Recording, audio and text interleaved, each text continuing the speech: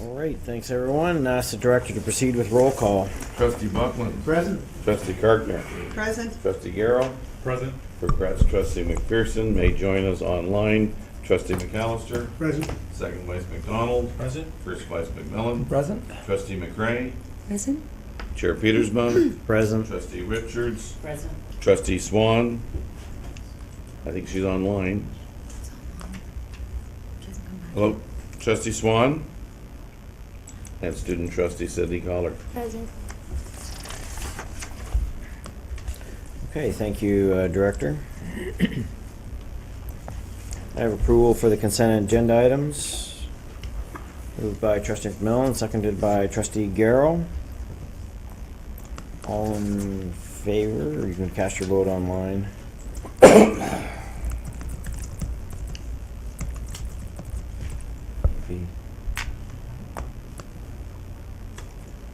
See, that's the problem. I'm not logged in yet.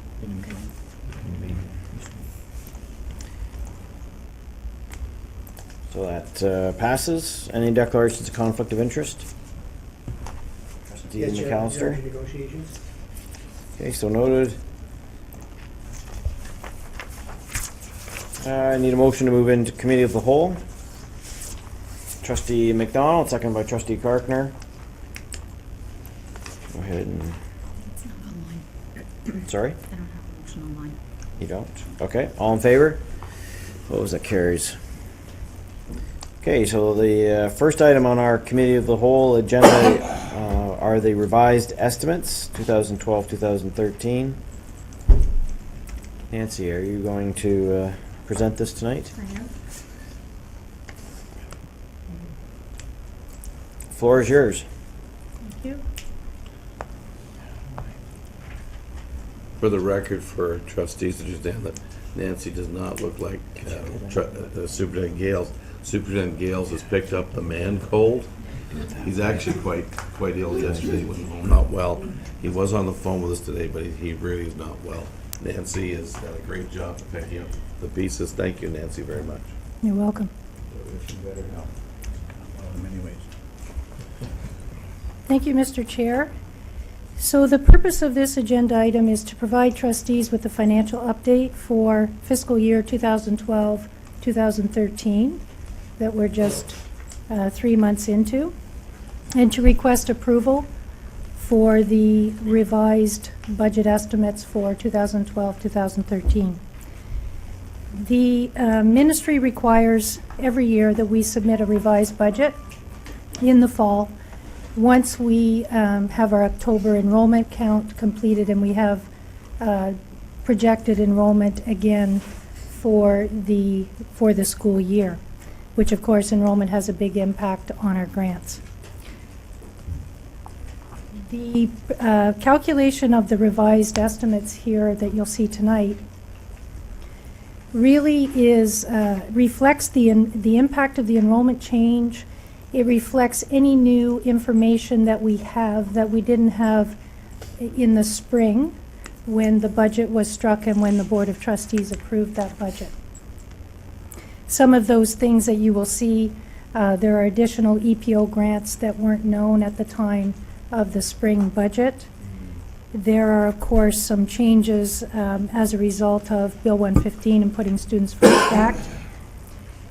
There are also some changes that the ministry has made. For example, pulling back or reducing grants that were included in the last PDT agreement that are now not there, and that was announced, we believe, in July, but certainly post-budget. So, and that's worth $647,000, and we'll go through that as I go through the presentation. In past years, we haven't required, or the ministry has not required, board approval of the revised estimates. This year, the ministry does require that approval, which is why we're here tonight. And the reason given for that is the potential for significant changes to the budget that was submitted in the spring because of the things mainly that I just talked about. The calculations here there's not an in-depth change in expenditures except to the extent that it was necessary in completing the forms. So as an example, we now know the teachers that we have in our employ for this school year, they are placed on the grid by our manager of budget, and that calculation then updates those salaries and the qualifications and experience. That's an example of a change in expenditures that's in there, but apart from that, it's more the impact on the revenue side of things. But I will go through the presentation, and you can see for yourselves.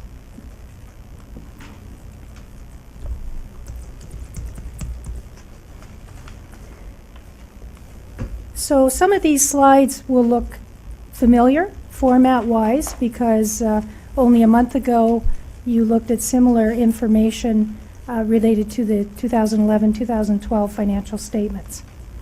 So this first slide looks at the compliance calculation, which is a calculation required by the Ministry of Education.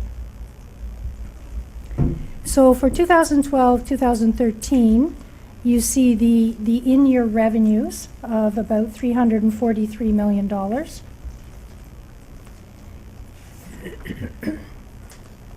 Those revenues do not include school-generated funds, which is not a change from what I presented for financial statements.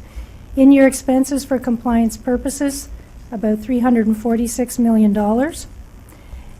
That also does not include school-generated funds, and it does reflect excuse me, the bringing into compliance of some liabilities that we had on our books, retirement gratuities, WSIB, post-retirement benefits. We're required to bring a portion in now starting in 12-13. We're going to go through their, Superintendent Gales is going to go through that in more depth with the Board of Trustees as we move into budget discussions post the Christmas break. So our in-year deficit for compliance purposes is $3 million, and our threshold, which is always, or so far has been 1% of our operating allocation, is $3,039,000. So you can see that we are compliant as far as the ministry is concerned, even though we have a deficit, because we have $10 million in our accumulated surplus. So we are compliant as a board at revised estimates time, and another measurement is whether we're compliant in our administration and governance envelope, and at this point we are.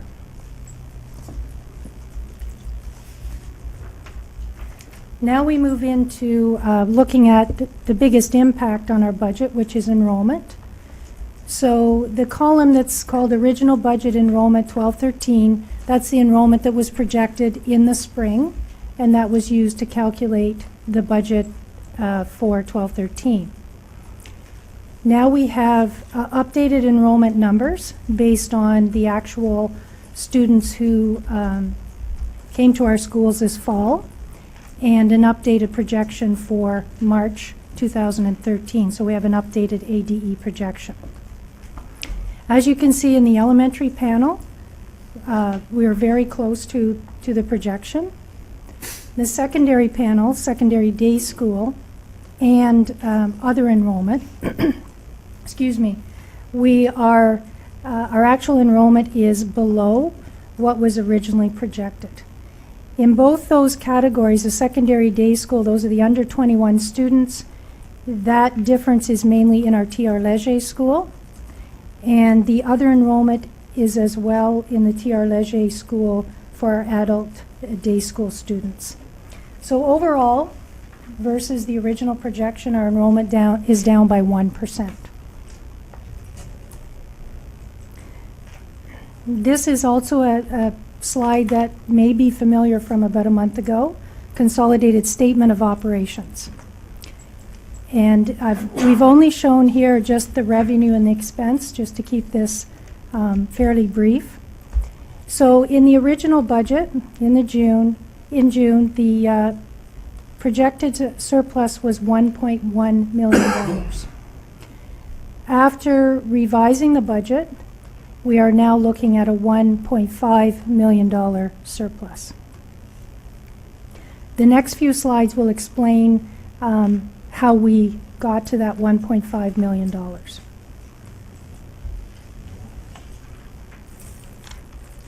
So this is a look at the revenues for the board. If we look at the first line, the grants for student needs is down more than other lines.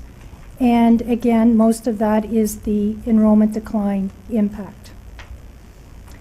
Also, in that $2.5 million decrease is the impact of the $647,000 that originally was to be in our grants for 12-13 and was removed after the budget in the spring, so in the summer sometime.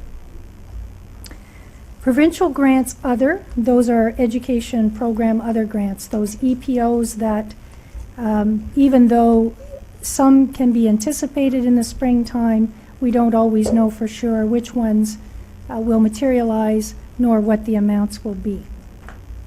So there's an increase there of $600,000 from what we expected in the spring. And also included in that number, you should know that because we now have completed our 11-12 financial statements, we know what revenue was deferred to 12-13, meaning revenue that wasn't spent in 11-12, that we actually are allowed to defer into 12-13. So a portion of that $600,000 is actually revenue as a result of our last year's results. Local taxation is, at revised estimates time, we do a little bit of updating that because, as you know, we either get our grants we get it from the ministry or from the municipalities. But we do update that because by this point in time, the municipalities know what they will be remitting to us. So there's an increase there of $300,000. School-generated funds, no change that we can see right now. Federal grants and revenues down about $300,000, mainly because of a decline versus what we had originally projected in our enrollment from the Akwesasne area. Investment income, this is something that we did refine, mainly because of completing the financial statements. We decided that we should reduce what we expect to earn on our bank account, and we reduced that by $100,000. The other one that has changed slightly is other fees and revenues, $800,000. Some of that is from our international education students has increased from what we expected, and also the hockey school is contributing to that positive variance. Amortization of deferred capital contributions changes as we change our capital spending. So that one is tough to pinpoint exactly in the springtime, so that has changed slightly just based on our present projections.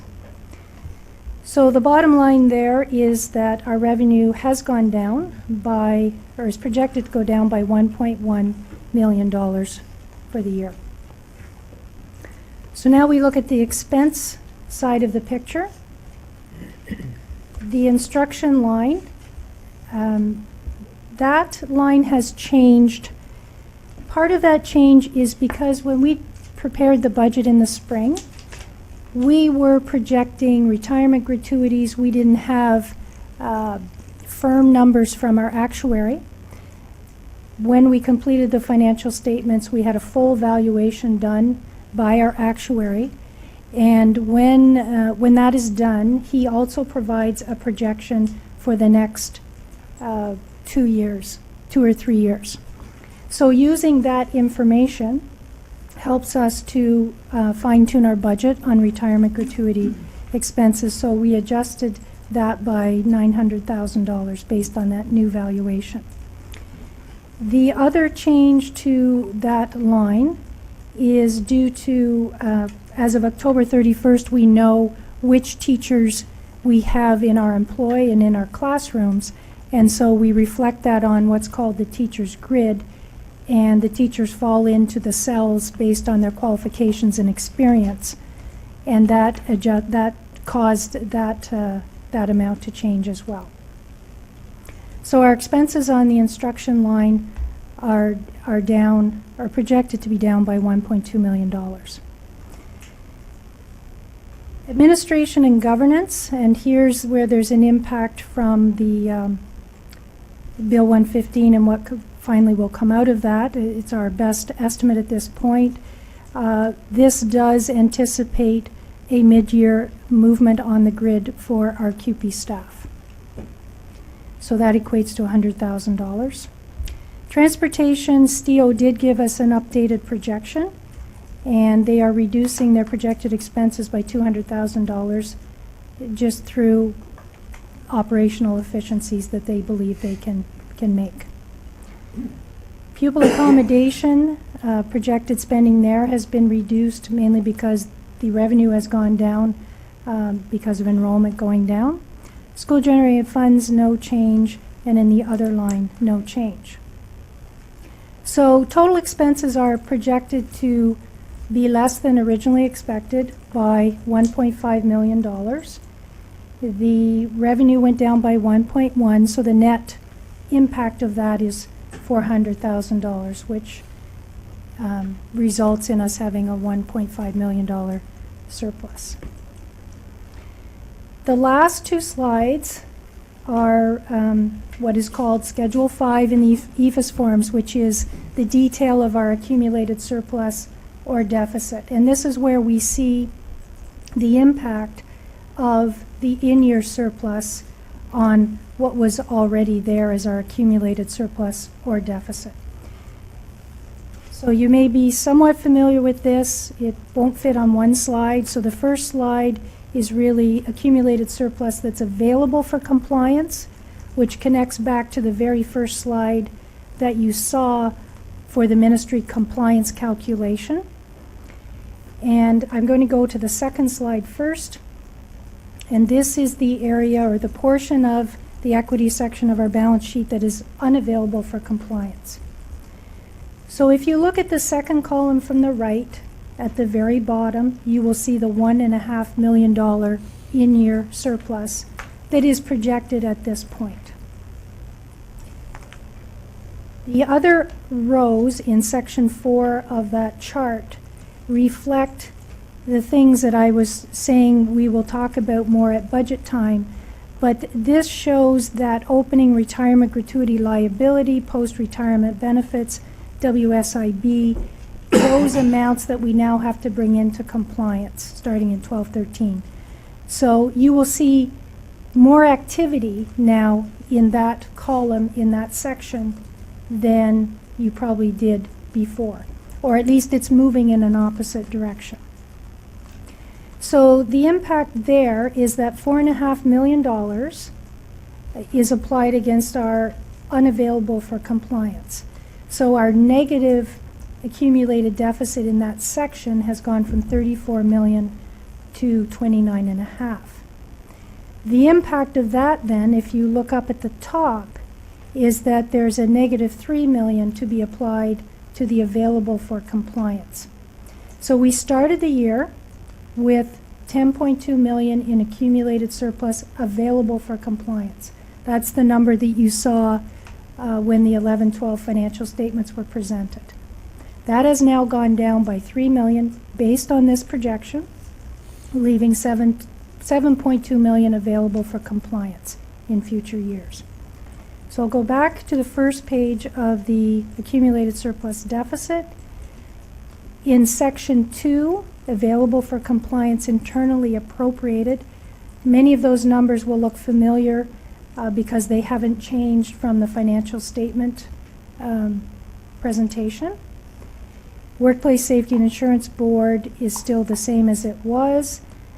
Classroom, that's school budget surpluses. So that's, we're projecting that there'll be no change. Often school budget surpluses are about the same from year to year, so we don't project a change there. Sinking fund interest, we reflect here interest that we're earning on our sinking fund asset. We've been setting aside money to make our balloon payment, it's called, on our sinking fund, which is coming up in November of 2013.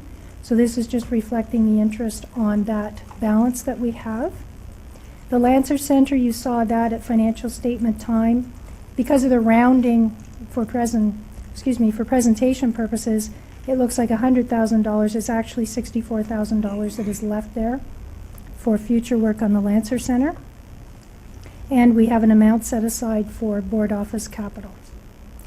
So if you move up to the very top, you will see that the available for compliance unappropriated amount has gone from 6.6 million to 3.6 million. And that's the best projection that we have at this point in time.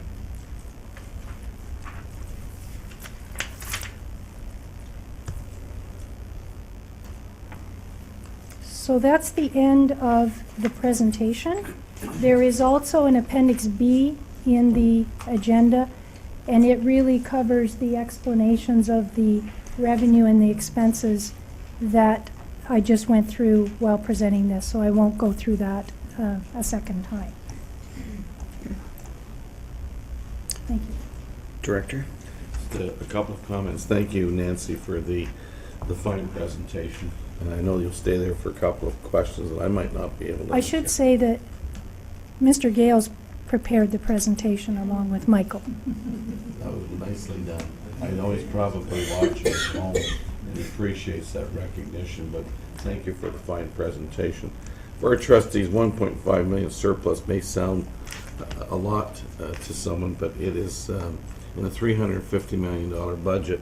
It's a sneeze perhaps the wrong way, and you have to be careful because second-term enrollments are always a more difficult time, and the young men and women who do the victory lap, often it's not a victory lap, it's half a lap.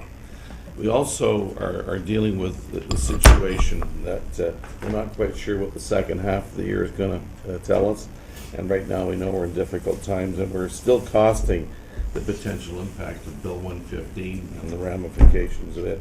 And there's also a whole series of what-ifs that are going on with negotiation or the lack of negotiation that could potentially impact on our budgetary process. And then another piece is that the 97th day issue. There may be some issues around that, the grids and grid-related.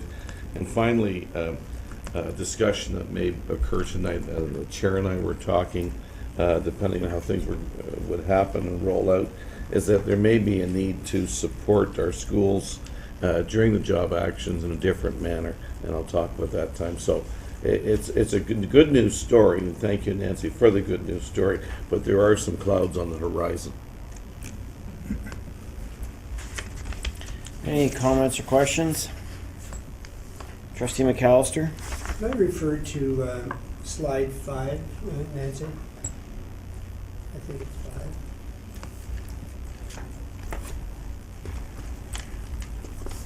I'm sorry, it's 6. It's with regard to transportation. There's a variance there of 0.2 million, correct? This slide? Yes. What has been the impact of stale on that particular line?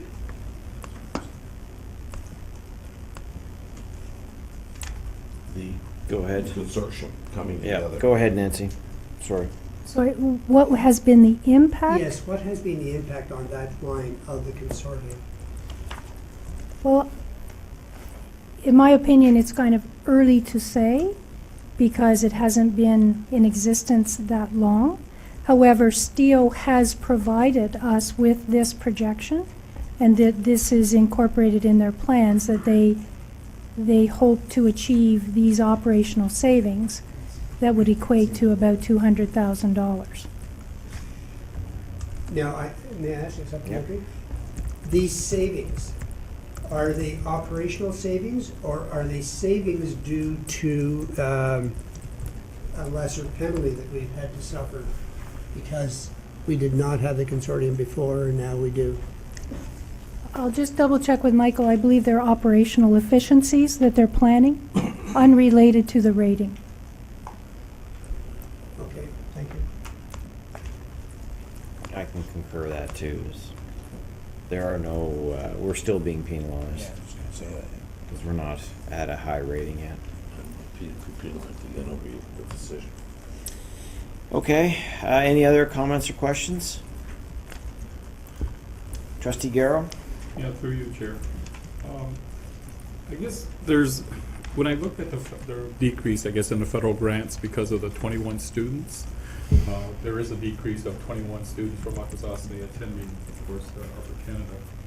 And there are a number of reasons that, well, there's two major reasons. One, of course, is the border situation that we're being impacted. And I did talk to some parents in that, and the other reason, of course, was General Vanier, CCVS. And those are really the two, but I think the biggest one is the border. And hopefully that I did talk to some of our portfolio holders and chiefs in that, and we are going to try to set up a meeting, I guess, with the Canadian Border Services Agency. And just to talk to them, this is impacting, the school board in that, and the federal grants. And in light of having a 7-year agreement, I mean, it just doesn't bear well anyway for us. And so I just thought I'd make that comment that we need to do that. And, okay. Director? Peter, thank you for drawing attention to that line, because there's even a bigger piece to take a look at, as you know, is your director announced a staggering increase in the graduation rate.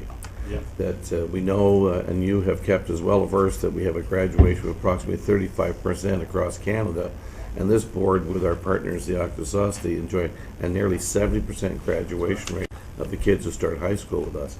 And when we have a border situation like that, it really, on some days, it's costing the kids upwards to an hour. And you say, well, what's an hour? Well, an hour means that there's sometimes you're coming into some classes late. And they've told us that is, although we work things out as best we possibly can, it is an awkward situation. And I'm not sure whether we, through the chair, we should we be writing a letter to the... I think probably it would help, a support letter of some sort, because it's not only that, but it's also impacting, we had to, again, do a shift in our school structure, because where we have kids coming from both the Quebec schools, Quebec portions of our community, going into Cornwall Island, which is coming from Gisnai and St. Regis Village, is that they also, before they can get to Cornwall Island School and Akwesasne Mohawk School on Cornwall Island, they have to go through customs themselves. They cannot go directly to the school. They have to come through, again, wait an hour to go back on the island, which causes all kinds of grief, and parents know that. And then, of course, it's the frustration, I guess, of all of that, too. Because I know that, and maybe David, I did talk to Mike Mitchell, Grand Chief Mike Mitchell on this, too, is that the impact on the businesses in Cornwall are also being affected because of that. And so, I mean, there's other ways. Maybe a supportive letter would be. I suggest that we take that to management council. Yeah, I was going to say that we should probably have this as an agenda item and have maybe a fuller report and more details applied. Thanks, Trustee Garrow. Any other comments, questions? Trustee McDonald? Thank you. Nancy, I know, things look good in the sense that it's 1.5, but in reality, there is going to be some pain associated to what's been accomplished, I guess, by the government with Bill 115. You see there's reductions in revenue, but there's reductions that were occurring because of some things that were generating. 647,000 is what the report says, I think, is the difference, right? yeah, 647,000 in elementary professional learning, secondary programming. What's the impact on the student? I know you can't answer that from a financial perspective, but, you know, we see the numbers, we play with the numbers, you know, here's what we're gonna say we have as a surplus, but what's the impact in the classroom? Director, do you want to assign that question? I think Ian, we've been discussing some of that today. Ian, do you want to take a shot at that? Well, let you start. I'm still gathering my thoughts here. I think you're going to see, from my perspective, when this settles, is that there's going to be little or no change in class sizes. I think what you're going to see from our perspective is a look at the support work that goes around at our offices, and then my situation not to scare people, but I believe special education is going to be looked at as a very large cow. And I think we have to be ready to defend our places and recognize that often, tragically, that's one of the areas where they see a great deal of money going to. We're going to have to look at. Not sure if that's, David, what you're looking for. Yes. Yeah. So it's hard to anticipate everything, but it looks like certain things will be status quo. Will be status quo for a long time. So the being able to modernize certain things maybe is put at risk. So you get by, but can you get better? Is, I guess, kind of how I would phrase it. Support positions. The net that goes around the good work that the classroom teacher does pays the price. So, you know, that's not as visible, and it seems hidden, but those supports that make learning go, technology, resources, subject experts, things like that moves away. Further, David, if I may, through your chair, is I believe any regime that's been created for roofs, for that type of thing, are going to be examined very closely or put off. And I believe that will be critical to us because we have one of the oldest inventories of schools in Canada. And the second piece to that, I think there will be a high level degree, and I think we have been one of the leaders in that, is seeking boards to work together to determine space allocation within it. For example, a couple of years ago, you were, I believe, with me at the time, the Premier was visiting one of our schools and talked about the number of spaces in Cornwall. But the fact was that our coterminous boards have buildings that are very, very challenged too. And I think there's going to be an asking that I believe is appropriate, that the boards all come together to determine appropriate space and then to deal with the painful situation that we do have to do some significant work with some tired buildings. And I think we're going to be forced to work with not only our coterminous boards, but with other ministries to determine priorities for communities. Trustee McDonald? So those are the two areas that I was concerned about from a facility standpoint, obviously, and obviously from a program standpoint. What and I guess it's speculation at this point what the impact would be. But do we foresee getting into budget preparation, aligning ourselves from a facility standpoint as to how we would potentially deal with less facility renewal issues, but more importantly for me at this point right now is, do we see it as an obstacle more, or something that is going to put us off of our goal of achieving 90% and more, or achieving the high school graduation rate of where we wanted to be with 9% and getting the students across the line at that point? Is that going to hinder us to get there, slow us down, or do we have to come up with new ways to get there? Through you, Chair, I believe that this board has showed an unflinching focus on students. And we have, in every budget and everything we've done, is we have used that as the as the sieve through which we look at every single situation. The focus to get our kids across the line with the most important degree, their high school diploma, will continue to be overarching. I believe it will be really important for the Board of Trustees to hold us accountable, no matter what way, about our teaching for learning progress.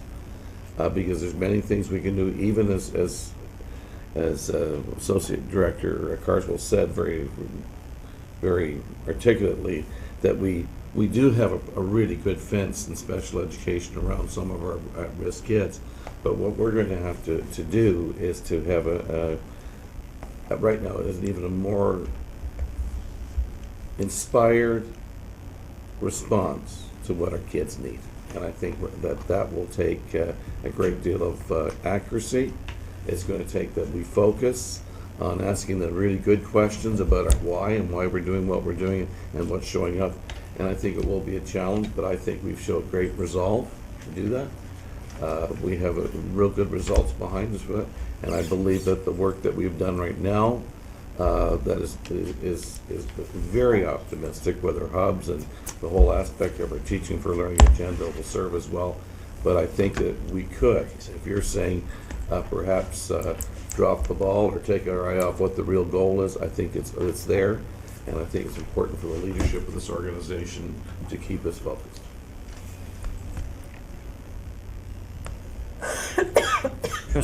Trustee Buckland? Thank you, Mr. Chair. Now, our presenter, Barkley, complimented the treasurer, but the figures were so large that really they must be hers originally, not the treasurer's.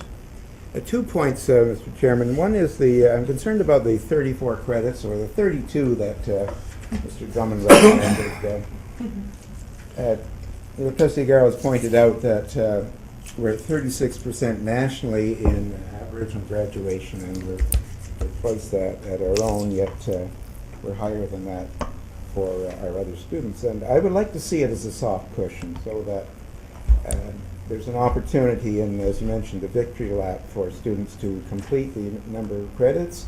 And also, one group, the FSL, the French are saying that they would like to see it remain that way also. But I don't know what the prospects are, but I would like to see the board take a stand on that. I have a question to the presenter. The government is talking reduction in grants to third parties who deliver programs at our board. Now, can you mention how this might affect our own operation? Do you know the answer to that question? From my perspective, what has come down is that you're going to see more and more scrutiny on the relationships we have with consultants and people that we bring in to do to support what we're doing. And I believe that the RFP process that they're going to put through will ensure it's very, very competitive in all areas. That's also in the program department when you have different types of things that you'd be dealing with. To follow that up, Mr. Chairman, would this be affecting early learning or some of those areas that are run by third party for our board? Yes, the RFP process, which we know we're dealing with in our busing situation, it's going to be all inclusive in everything that we do. So yes, it's going to be in different spots, and there'll be 4-year durations for deals and 2-year durations, but there'll be higher scrutiny in that particular area. Thank you. Through you, Chair, I'd like Trustee Buckland, one thing you raised, and I think the trustees should know that is impacting on the budget. You talked about the victory lap, and for some reason the victory lap has become considered sort of a waste of time, a waste of money, and I know that some of the people in Mallet Block might say that let's have a little more rigor and get through in 4 years. The fact is it does not serve a combined urban-rural community. If you're a young person at Seaway or Athens, and you're organizing your journey through high school, Some courses are taught every second year to actually gain the number of kids necessary to create a class size. So if you had a specific, let's say, a science or a math-related course that you really needed 18 kids to get it going, and each year you have about 9 or 10 that apply for it. What's happened over the last, I'll ask Ian to jump in, he's closer to the last 10 years, a lot of our principals have staggered different courses so that you can take it your 10, your 12, or your, and so with a creative guidance counselor, you'll actually really well coordinate a student's career. However, in some of that organization with a rural school is that you may be using the grade 13 year, the old traditional grade 13 year, or the extra year to get a credit that would be a natural credit for you going into a program. We have used that to serve us and to serve our families well because we don't have the schools of 1,500. All of our schools are small schools, and this will have an impact because there is a perception that somehow we will charge for that victory lap, the second part of that. And I think we have to start to understand what are the ramifications for that for families, what are the ramifications for our budget as we go through it. Could you want to?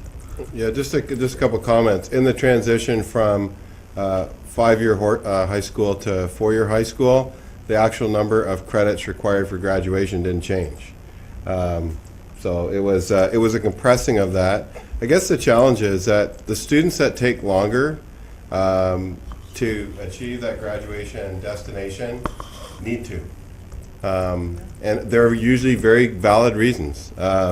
Perhaps an illness by a student. Sometimes it's a change of course, and we have some wonderful stories of a student kind of drifting along, not really sure what to do with their life. They hit a co-op placement, the fire's lit, they're fired up. It means that maybe the credit path that they're on needs to be revisit. So they roll up their sleeves, they get to work, they put in the extra work to achieve their goal, something that is both inspirational and admirable. So that is the challenge that is placed by putting that squeeze on our students. If you break down the stories of students that are in those journeys, there's a story about why they're in that position. It's not students just wanting to hang around the student commons for a little bit longer. There's a valid reason why somebody's completing the educational path that they're on the way they are.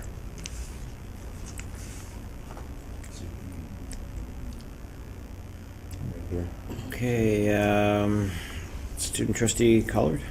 Through you, Chair, I just wanted to comment on what Director Thomas and Ian said.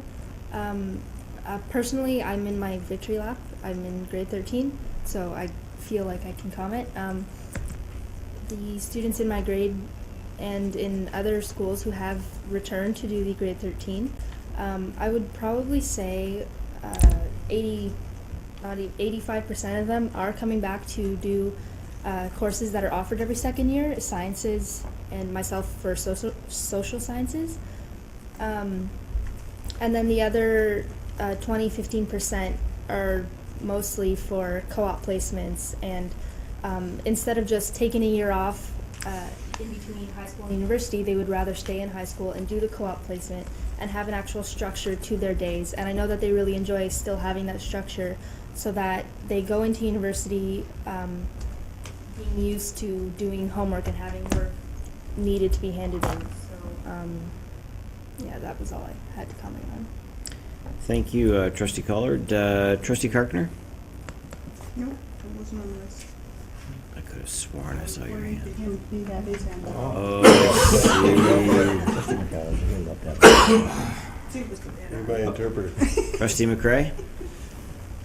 I thought we were, through you, Chair, I thought we weren't going to call this a victory lap. And maybe there should be some thought regarding that name, because maybe it does give the notion that it isn't as important as it actually is to a lot of our students. You know, the idea of a victory. I don't know, I'm just... I agree. I think it's inappropriately Maybe give it applied. a different name, because it It's a seems to me school that's what the year. government thinks. It's a school year. I don't think we We've not, that's not our term. In fact, we. I don't know, that's just been, I know I was caught on it one evening at one of our board meetings, through our chair, and I just noticed everybody this evening calling it again the victory lap. And I just think that maybe we need to look at what we're calling it, because it seems to me the government seems to think that it's just an extra perk that we have given to our students. In fact, we now have heard this evening how very important it is to a lot of our students that are involved in that extra time to get these extra credits that they need, or co-op placement, or spark an interest, or whatever it might be. Go ahead. Comment. The term for the grade 13 is different in different schools. Like at Glenview District High School, they call it Super 12, or some schools they'll call it Victory Lap. It differentiates for each school. I think maybe we should have an actual term that each school uses. I like Super 12. Just a thought. Thank you. I do agree. I think that a lot of things are in what they call it, and it's the minister that calls it that. That's what the ministry calls it, and it's done to denigrate the people who participate, for sure. Trustee McAllister? Point Sorry. of the procedure, I'm calling for action on this now. Is there a potential for action from our board? Okay, what specific action are you looking for? Well, at least a letter commenting on the value of students attempting to attain their credits over a longer period of I time. think we've done that, have we not? We sent one shortly after the new budget. Oh, okay, very good. You're always ahead of me. It came from here, so, So, through you, Chair, yep. what about the Ontario Public School Board? What have they done? I think they've petitioned as well, and I think that there has been some modification in the application. I think there has been some gray added to the calculation.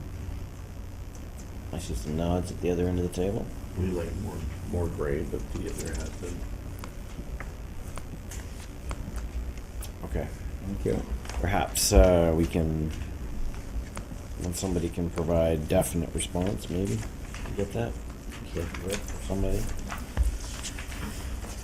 Trustee McAllister.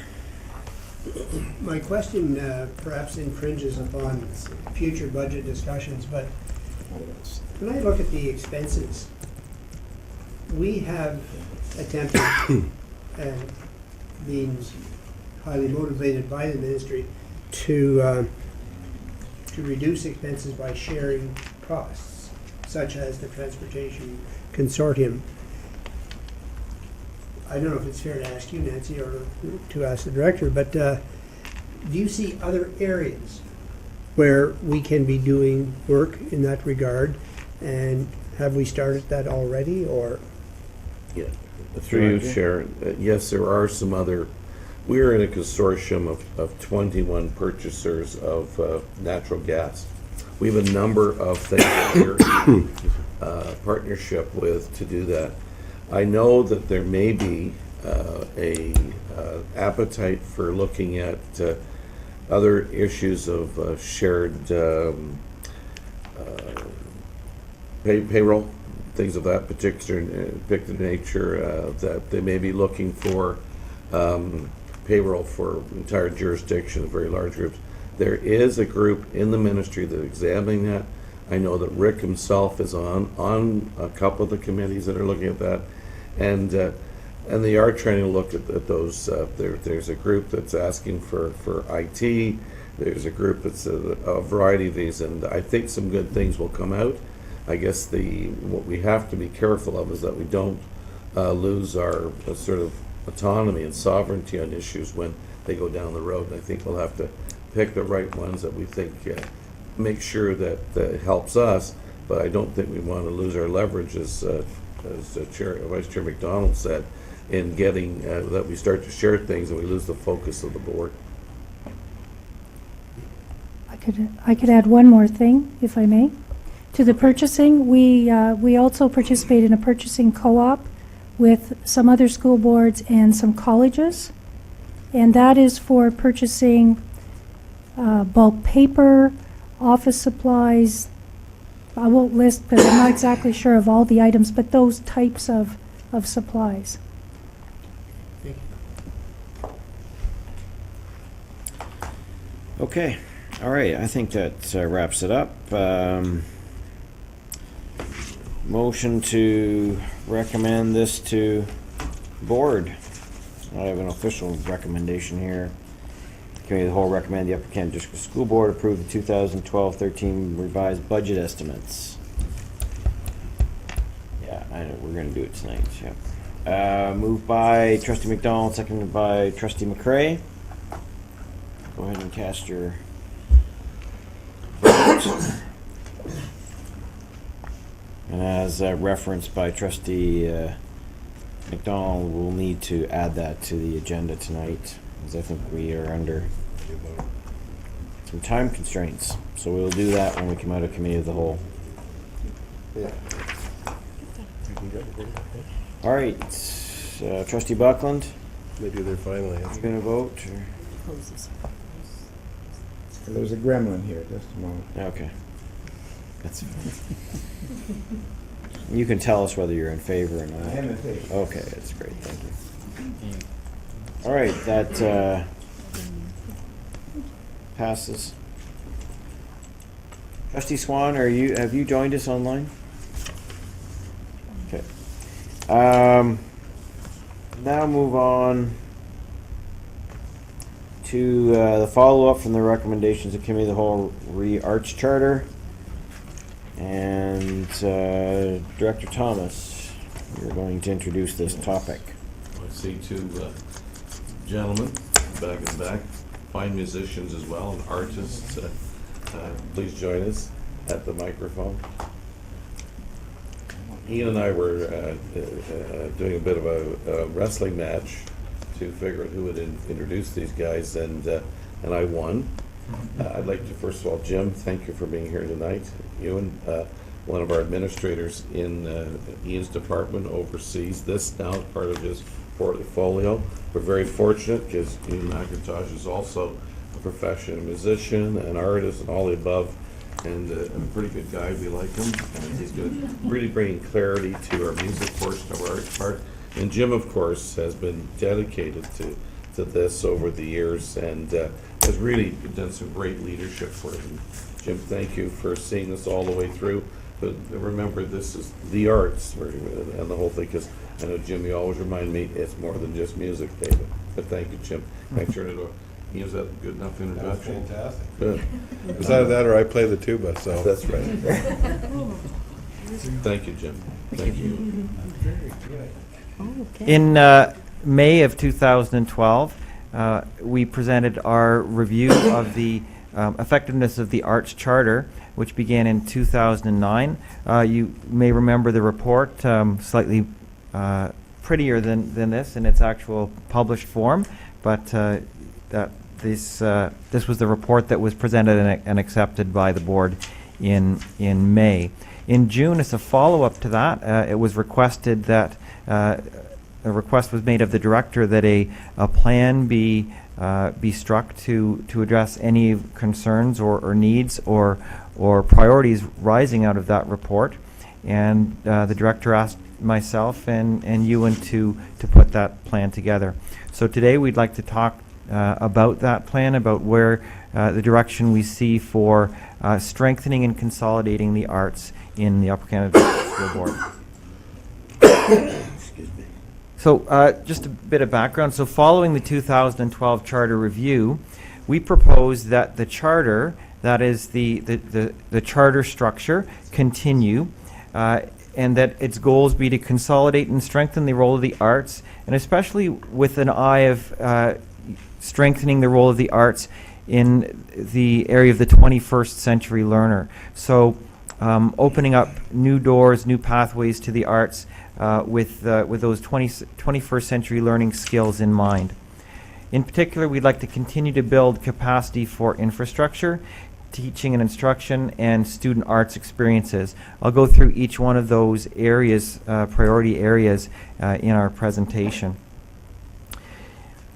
I'd also like very briefly to talk about the idea of closing the gap, because that was part of our discussions in May and June of last year.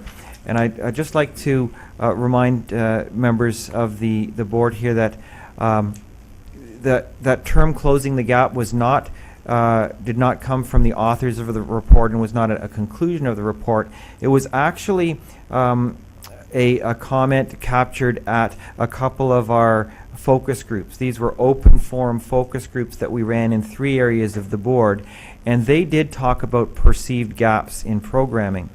I would remind you, though, that the conclusions of the report itself, as adopted by the board, were that in the broader context of curriculum delivery, that there were some very varied models of program delivery in our board, but the idea that there were gaps or holes or fundamental gaps in the way that the curriculum is met in Upper Canada, especially at the elementary level, that was not the conclusion of this of the board in accepting our report. In the area of infrastructure, we've had some great accomplishments, and infrastructure is really, as you'll remember from the spring, the focus of our arts programming. Now we've offered 24 more grants since that spring report, so that now 98 school projects have been funded in Upper Canada, ranging from $5,000 to $10,000. There's been complete equity in terms of geography. All regions of our board, all families of schools have benefited from those programs. And those programs, the nature of those programs has been driven by the local needs of the schools and the community. That's where the arts needs have been determined and been supported. Infrastructure has also been strategically aligned with teacher capacity building. That's certainly one of the things that we were cognizant of as a Arts Charter working group, that you can have all of the infrastructure, all the arts equipment you want, but if you don't have teachers that are confident in delivering those programs, then we're really wasting our money. So we insisted on a very aggressive teacher development component to all of our grants. In future directions in infrastructure, we'd like to continue the project-based funding model, and we'd like to make mandatory the teacher development component. It was always strongly encouraged, and over 90% of the grants did include a very specific teacher development, professional development, either embedded or specific professional development. But we'd like to make that mandatory in all grants in the future. And we'd also like to bring in a yearly effectiveness reporting component. The way the charter had worked in its first iteration was that after the 3 years of the charter, we did all of the assessment. For 2 reasons, we'd like to see that happen on a yearly basis now. First of all, gathering the data for 3 years was an incredible job. Ewan was part of that, and many teachers and some people around this table were part of that as well. We'd like to do that on a yearly basis to make it a little more manageable and to ensure that all projects are falling within the parameters that we've set for them. In building teacher capacity, we've had some significant accomplishments as well. We've offered a number of summer programs. Over 100 teachers have been trained in areas like ORF, which is a music and movement system for classroom teachers. We've had 2 summer drumming workshops, 3 guitar workshops of America guitar programs, the last of which was delivered by my friend Ewan here. We did offer vocal music part 1 and 2 through York University last summer. It was kind of an odd summer in that we, I think because of burgeoning political situations and just an uncertainty around the province of what was going on, we didn't get enough people signed up for those vocal courses to run them. We actually had, I think, 3 people sign up for them, in spite of the fact that we did market them fairly aggressively. We anticipate that if we offer those courses again, and again market them quite aggressively, we should be able to be successful in offering those additional qualifications courses. and Arts Charter Council members, which are teachers and administrators from within our board with a strong background in the arts, continue to serve as mentors and guides for teachers throughout the board in various arts areas. In terms of future direction, once again, we prioritize building teacher capacity in our school grants, aggressively market our York University partnership offerings, and expand summer institutes to offer programs in all arts, including dance and drama, which we haven't offered to this point. And in student arts experiences, we've had, I think, some very impressive accomplishments, including some great community partnerships. The Thousand Island Storytellers, the Sears Drama Festival, the Cappy Student Theatre Critics for the schools near Ottawa, the Thousand Islands Jazz Festival. East and West Dance Festivals. When we started the charter, the dance festival was offered at one school in Cornwall for around 100 students. Last year, over 600 students in 2 locations participated in the dance festival. We have East and West art galleries, again, growing interest in visual arts. And those galleries have changed from one-day galleries to week-long galleries in public locations through our partnerships with community organizations. And a centralized Music Monday activity. Future directions for this include, we've already established at least the foundation for partnerships with Ottawa University and Queen's University to participate in our Music Monday celebrations. We'd like to expand partnerships with post-secondary institutions and continue to provide increased access to various arts experiences with community partners such as St. Lawrence College. These are the 4 recommendations that came out of the charter review as accepted by the board in the spring. To maintain our commitment to students through the provincial arts curriculum. To continue our focus on integrating the arts with effective teaching and learning across all subject areas to promote critical thinking and the creative process. To continue to staff schools with teachers qualified, with the teacher qualifications currently required for Ontario arts curriculum, and to maintain a balanced delivery of the arts curriculum across all 4 areas of dance, music, visual arts, and drama. In support of those 4 recommendations and in support of the priorities that we've established as an Arts Charter Working Group, we recommend that the board support the above recommendations through continuing the Arts Charter, including a budget allocation of $300,000 per year, which is the same allocation that we've had in each of the previous 4 years. All right, thank you. Are there any comments or questions? Trustee McAllister. When I look at the 4 recommendations that you have well outlined, and then I go to the need for building capacity in 3 areas, I see that the 4 recommendations cross the 3 areas, correct? Yep. And that it seems to me that we are doing quite well in the area of infrastructure and student art experiences. I say this, don't take this the wrong way, but it seems to me that one of the areas where we need to improve considerably more is in the area of teaching and instruction, and that is getting more qualified people to deliver the curriculum, the provincial curriculum.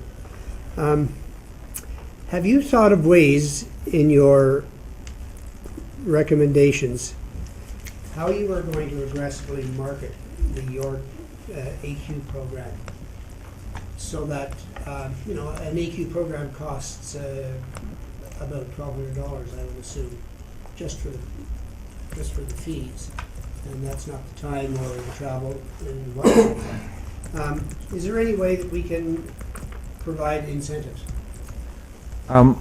That's certainly something that I can take back to the Arts Charter Working Group, and that's one of the things that we would certainly be considering. I'll let you know that the Charter Working Group hasn't convened to start looking at these recommendations yet because we didn't know. Indeed, we don't know yet whether the charter will continue. That's at the pleasure of the board. So it would be too early for us to move in that direction, but it's certainly something that we would consider as an Arts Charter Working Group, would be to look at at a variety of ways that we could support teacher participation in those AQs, and not just in music. We're able to offer AQs in all of the arts areas as well. Director? This is an area, Trustee McAllister, where we can become more creative. One of the things that we may consider, and we're certainly at the time to do that, is give more flexibility to the charter group to identify lead teachers who may be prepared to say, I'd like to do that at my school. To some degree, we're handcuffed in a way. You can't force a person to go take a course, but people will, with incentives, potentially do that. And we saw this summer, and I think most of us are calling the political situation, that you may take some great courses to upgrade, and you're going to find out that you do not move up a category. Why would I invest the $1,200 or whatever?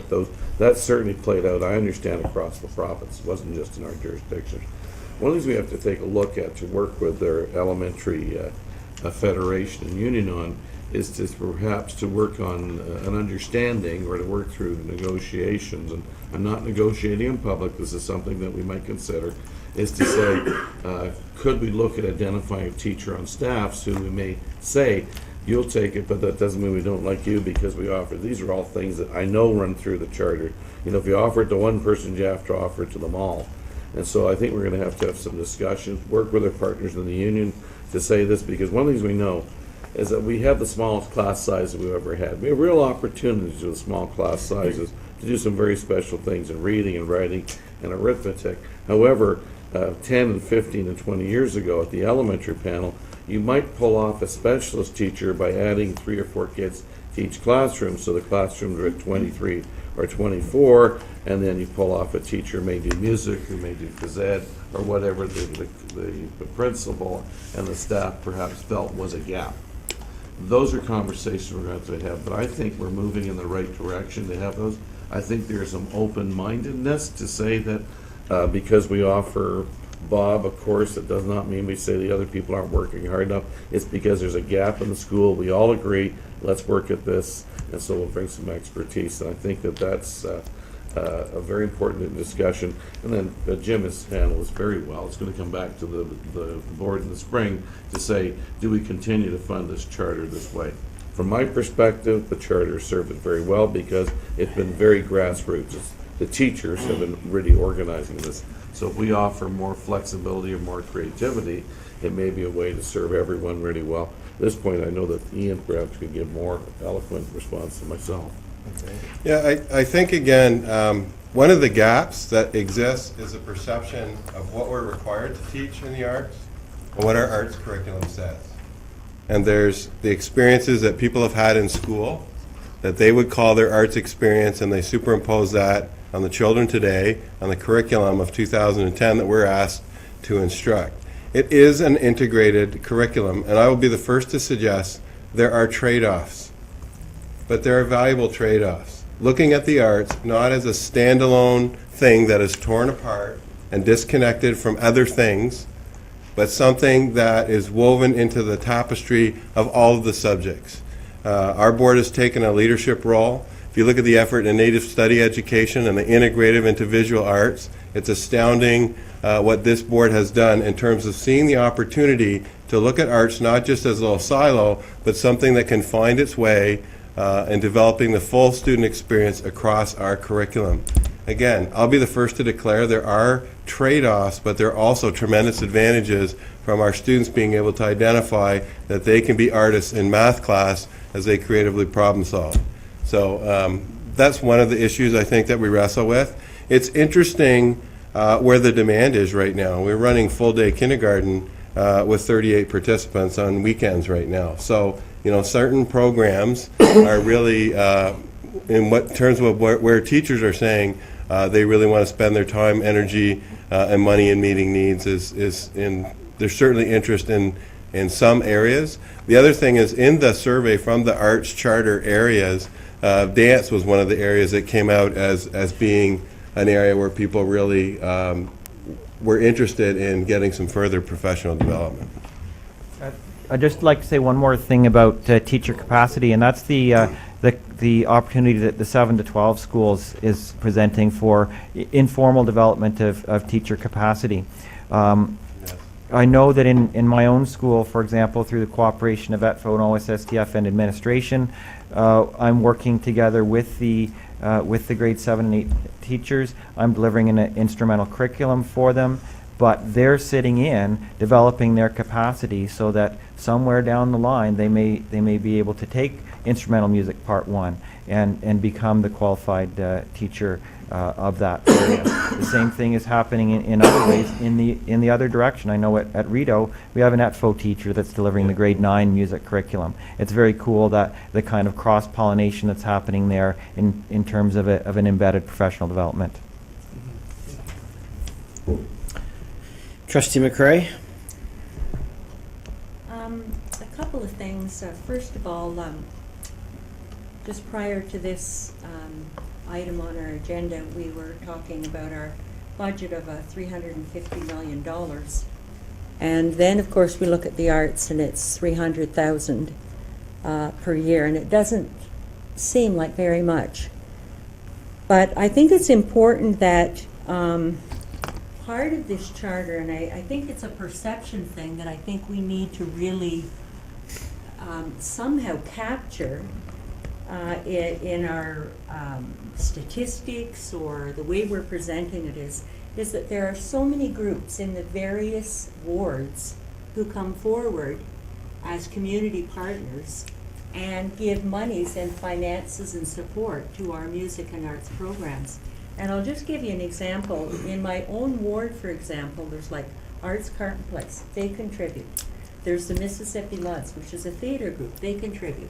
We have Noreen Young Award, which we know that gave close to, I think in the last 4 years, $40,000.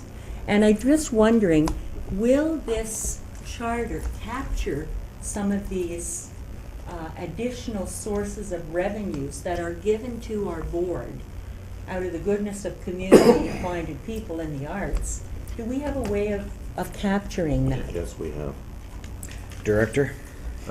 And are we capturing that? Yes, we are, because of the nature, in the report that was given, is that they're really reaching out to every single geographical location. And I think it's really exceptional when you go into the detailed report. 98 different schools received 5,000 or 10,000. And over the last 10 years, schools have been identified programs have been getting the support that they need, and the teachers. I think that's so. Ian?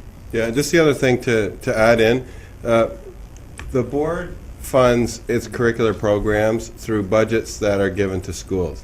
Within that, it's funding that is used to purchase supplies, experiences, etc. for students in the arts, as well as science, math, English, etc. The $300,000 is over and above those allocations to recognize the value that this organization places on a well-rounded arts experience as part of a student's education. And with regards to connections to community partners, something we started to move forward on last year, myself and Howard Alexander, who was at that point chair of the ETFO Arts Committee, were working towards an Eastern Ontario Arts Network that would do exactly what you're talking about. That is, both publicize arts opportunities for funding and consolidate those opportunities under one roof, and consolidate opportunities for sharing of expertise as well.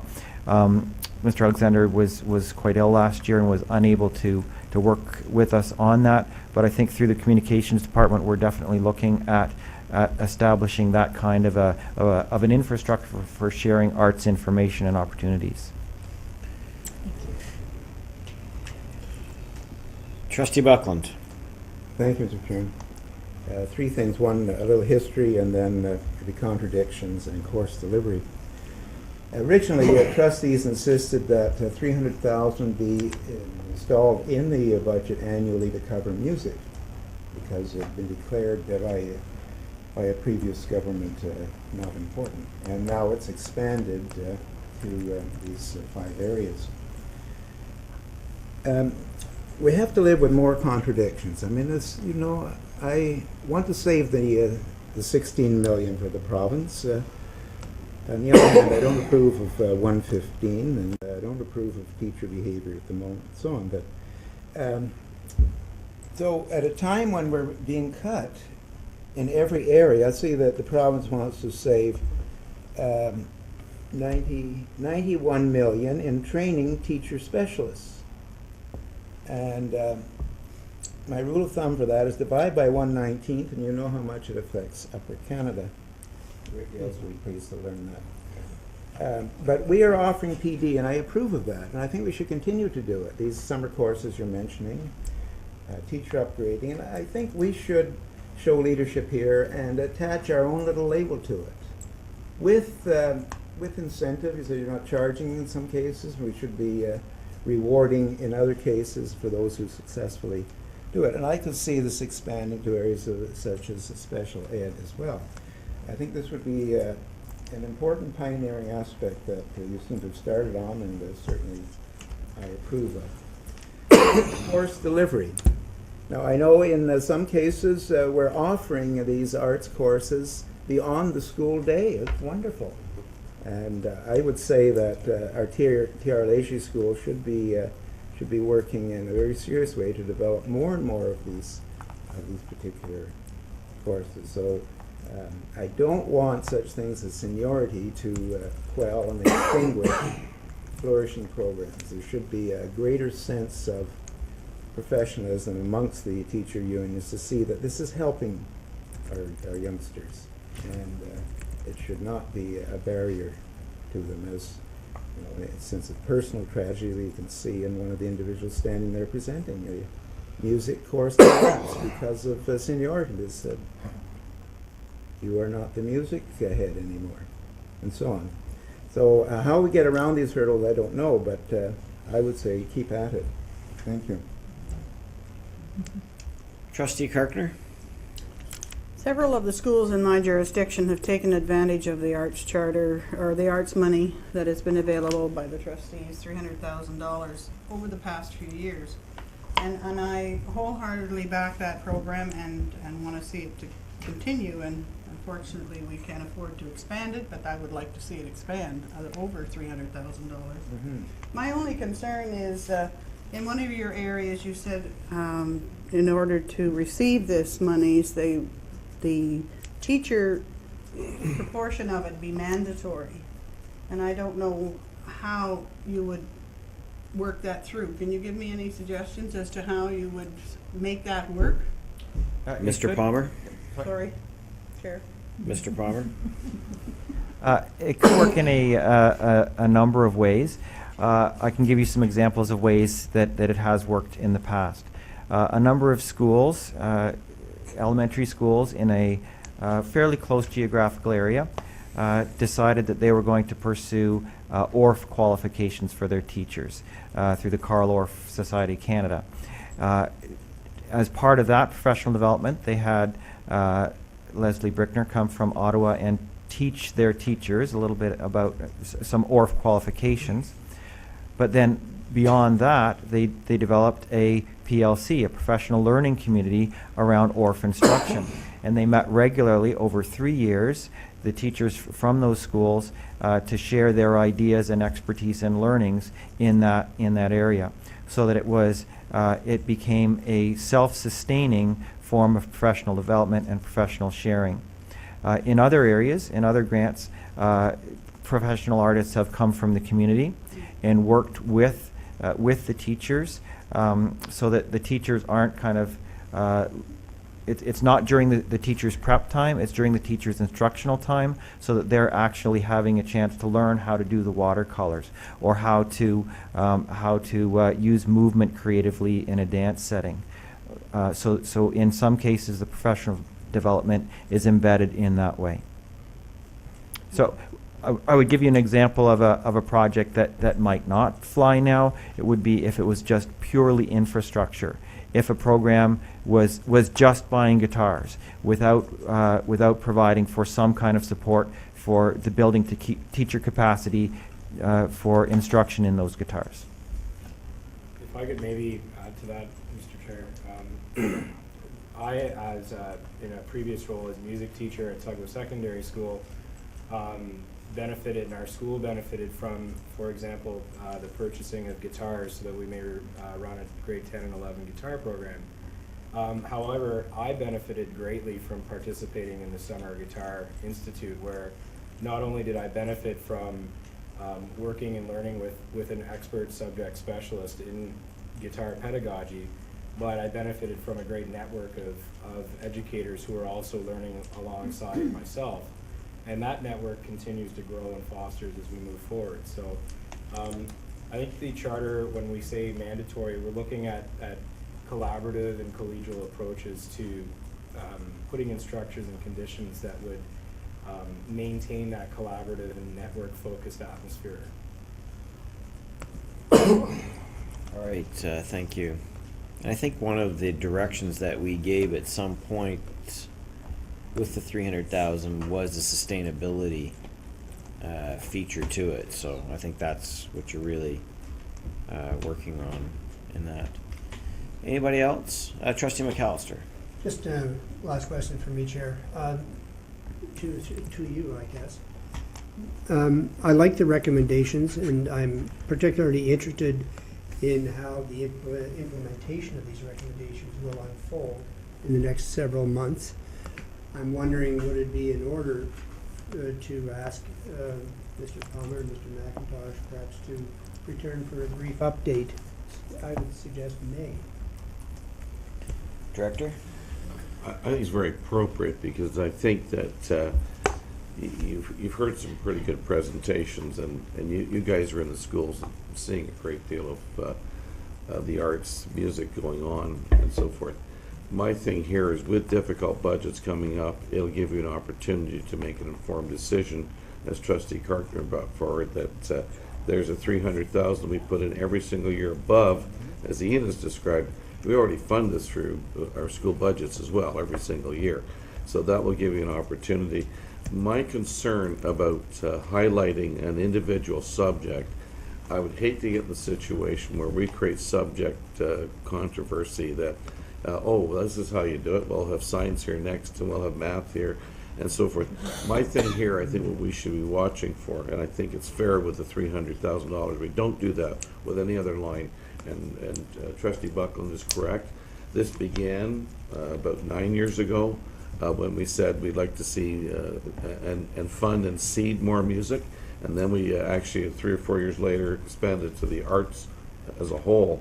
You have to make that decision. I think it's right now it's a delicate line, but I do know that in some places people would be saying with our elementary, and a strand that is a concern for me, and I know that I've talked with the trustees about it.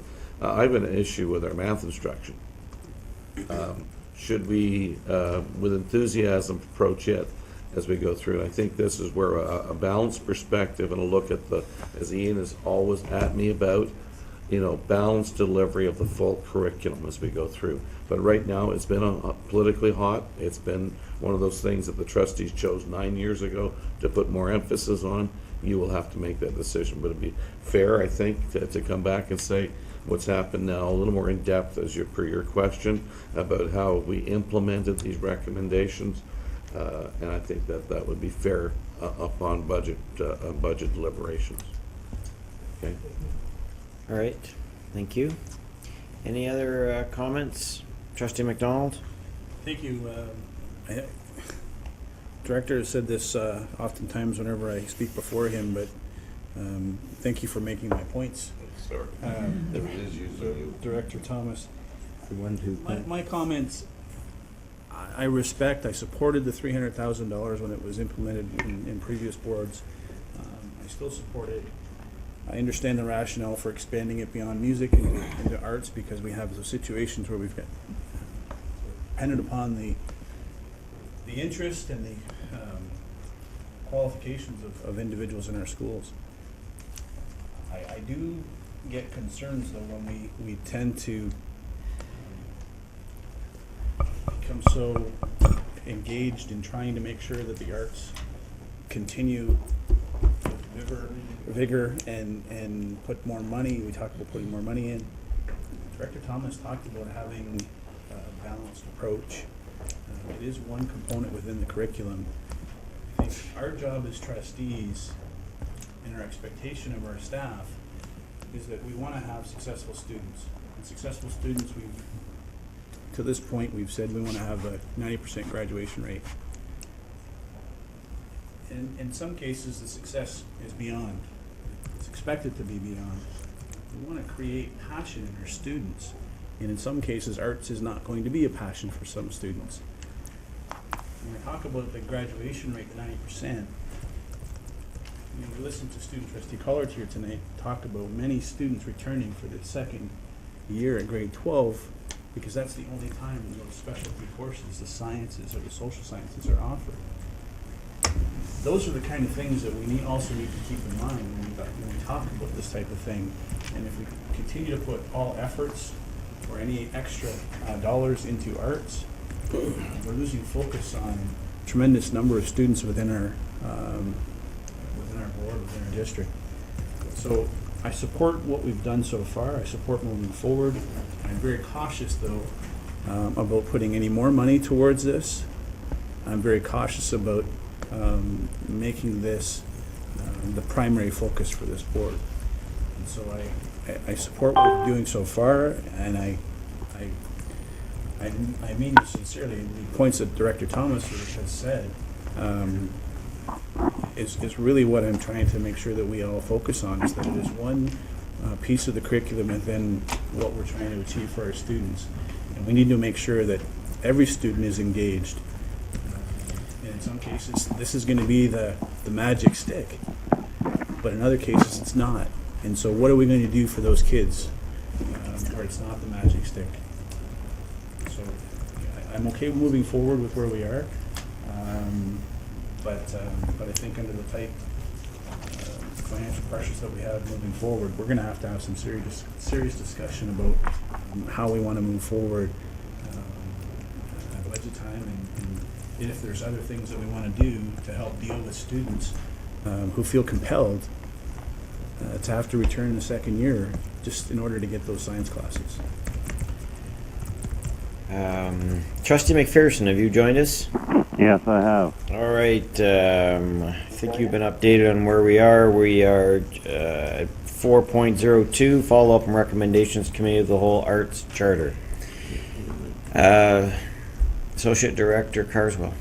Yeah, I just wanted to, if I could, kind of build on that passion comment that has been put out there.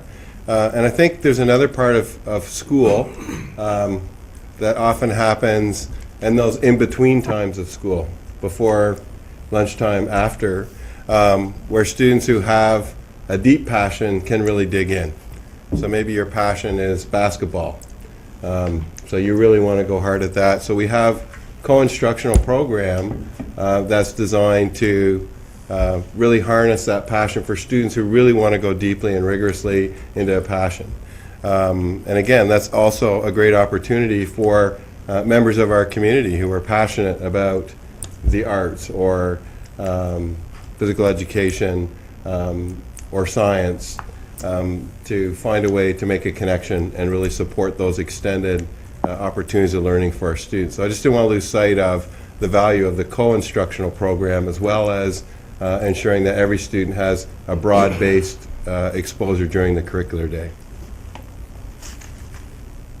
All right, thank you.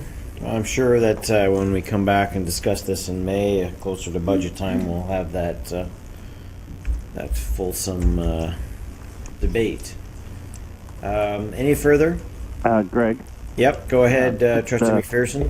As a wee bit of an aside, one of the things that has come out of my discussion with my school councils about the 7 to 12 fund modeling is the possibilities of an enhanced program for our 7 and 8 students in the First Family Schools on the arts.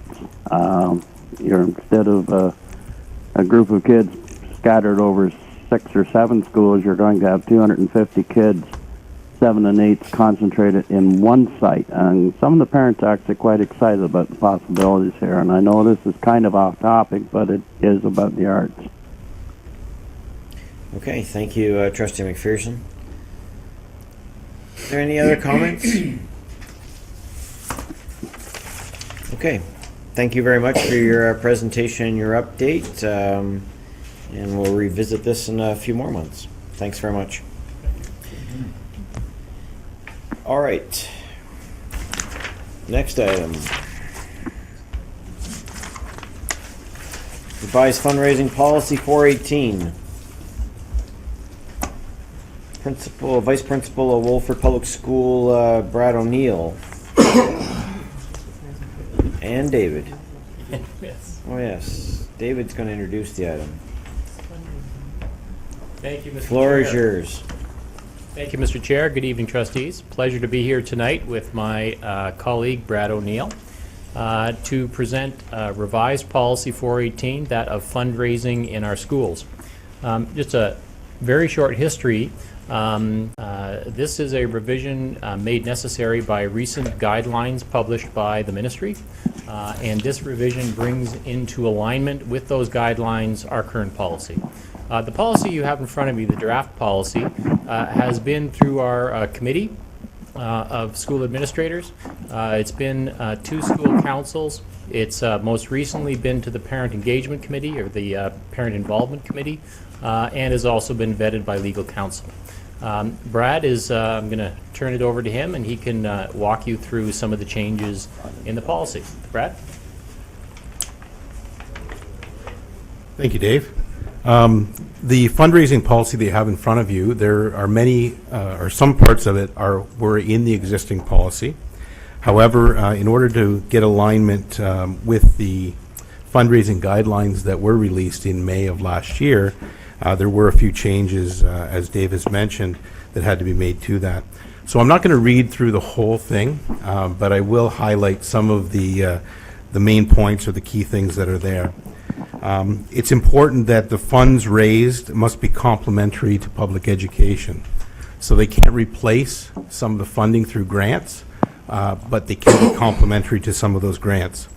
The fundraising has to be strictly voluntary. There can't be any repercussions on people that decide that they don't want to be part of that fundraising process. The safety of students is definitely something that's a paramount consideration, and that the fundraising has to have an element of accountability and transparency to it, and those are some of the big changes. Some of the other changes that are there are the alignment with the PPM 150, which involves nutrition standards, anaphylaxis, also looks at things like the fat and sugar content and sodium that are in some of the items with nutrition that schools may be or have been in the past involved with. The other thing that I would like to mention is that through all of this, the fundraising guidelines are conducted through the principal of the school, and there's to be a advice through the school councils or through the parent associations to the groups that are doing the fundraising, and also through the community. Fundraising has to have that definite purpose. It has to, the proceeds have to be for that intended purpose, and the effective practices in place have to promote the accountability and the handling of public funds. With that, and we are right now sort of looking at some of the procedures and some of the procedural things, the administrative procedure that will help inform the policy as we speak right now. And as Dave mentioned, we do have a fees and fundraising working group, which is some administrators that are working through some of the procedures, some of the questions that we may have through the Parent Involvement Committee and through some of the other consultations that we've had in putting the policy together. So I would like to entertain any questions through the chair. Trustee McCray. So I just want to make sure I'm clear on this. The person who will make the decision regarding the type of activity that is done for fundraising will be the principal? Is that correct? That's correct. Yeah, so the principal will be making that decision, but not alone. It'll be a consultative process, and again, I will speak to the group that we're working with right now. Some of those details will be worked out in the procedures. And again, we're trying to align with the focus of the guidelines, the fundraising guidelines. And if I Trustee may- McCray? Yeah, and if I may ask, it's a couple of other ones. So then, in terms of the procedure, would you see it, that whoever was taking the charge of those activities might have to prepare some type of a outline? And also, would they receive an expense claim that they would have to put in for that? Or how would you ensure that in fact you're going to make money from this fundraising venture? Do you understand what I'm saying? Yeah, I think so. Do you want to jump in there? Yeah, Dave? sure. Maybe through you, Mr. Chair. There is accountability. There is accountability guidelines that are built right into the guidelines. Part of that accountability is a full rendering of the funds that were raised and how they were dispersed. So at the end of each year, when school council submits its report to the board, they must include a report of this is what our fundraising was this year, these are the projects we undertook, this is the money we raised, this is how we dispersed the money. And through PSAB, our accounting procedures, we now can report on that for all our schools so that we can say exactly how much money was raised and exactly where that money was spent. Can I just, is fundraising going, most of us have had some experience with school councils. Is fundraising going to look different when, as trustees, we go to a school council meeting and sit in on it? Through you, Mr. Chair. Well, to you, Mr. Chair. Appreciably, no. The guidelines are there just to be guidelines so that there is an understanding of what you can and what you can't fundraise for. So that will be up to the principal to ensure that school councils are taking on fundraising projects which are actually in alignment with the ministry guidelines. I'll give you an example of that. The school council might say, you know, we really would like to have an outdoor classroom. I'm thinking Front of Young, when they did a really great job in creating these wooden benches in these areas where kids could go and participate. That would be considered extracurricular or outside of the normal curriculum.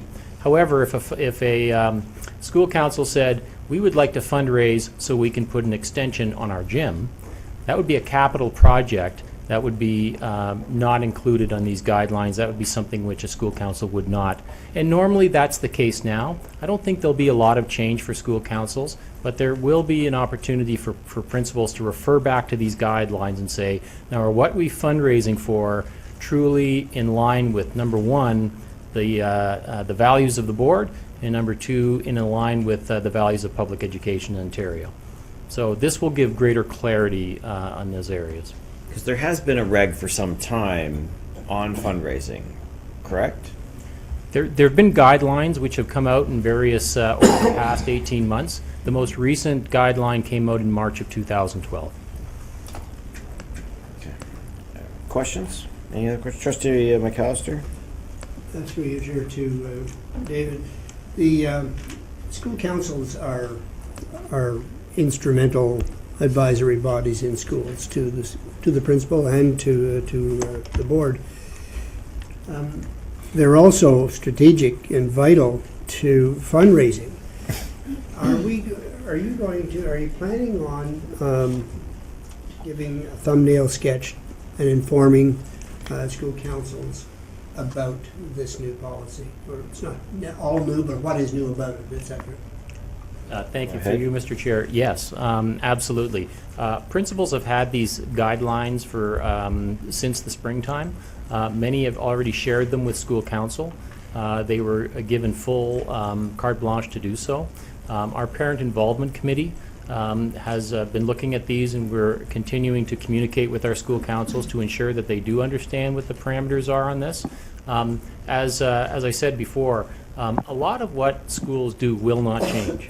However, it will be up to the principal to ensure that these guidelines are fully communicated if they've not already done so, and many of our principals have already talked about these guidelines as school councils have ramped up their fundraising for the year.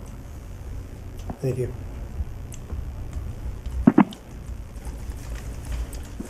Trustee McCray? It always seems to me that there seems to be some discrepancies in terms of complementary to publicly funded education. I'll give you an example. We're moving towards learning commons. What are we funding? And what if the school, for example, school council decides that they want to fund that? Then who funds it? Through you, Mr. Chair, yeah. You're correct. There is some gray area here, as there is in the fees policy as well. And if I could use an example of exactly what you're saying. I was recently I had a call from a principal saying, my school council wants to fundraise for graphic novels because our kids love graphic novels. They especially the boys, cannot get enough of them. Can we do that? Well, I would consider that extracurricular. Graphic novels are not necessary for the curriculum to be achieved. They are, however, an enhancement to the learning commons. So in that case, I would say yes. And I think for the next few months, as we get, perhaps for the next year or two, as we get more used to these guidelines and some of those gray areas, I think some of those will become clearer.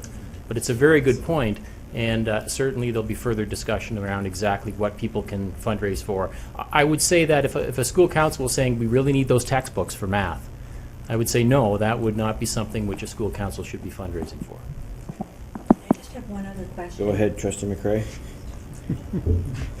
I have one other question, and that is, when you have individuals that you have, for example, you're fundraising and they're giving donations of, let's say, 100, 200, 500. I know, for example, Current Place High School is proposing that type of a thing for their learning commons. Who gives the taxable receipts for those? Are they given from the school or from the board office or? Director? That's all How does that done work? through our board office that we would, we have many donations, some very large, some small. We have donations of in-kind and services and so forth, and those are all determined by the finance department and the nature in there, and then we do issue receipts for said gifts. Okay, so that isn't an additional thing that the school has to do or the. Well, they don't have, go ahead. Sorry, if I may, Okay. just been reminded, of course, we do have a policy on charitable funding for the charitable gifts to the board, policy 410, which outlines the procedures for that. Okay, I just, because that's coming up and I know I'm going to be asked that at the school council, so I just wanted to make sure. There was a time when there were some school councils that had charitable status, but I don't believe that exists anymore, correct? I believe that's correct. Yeah, Nancy? Yeah. No, that's correct. Yeah.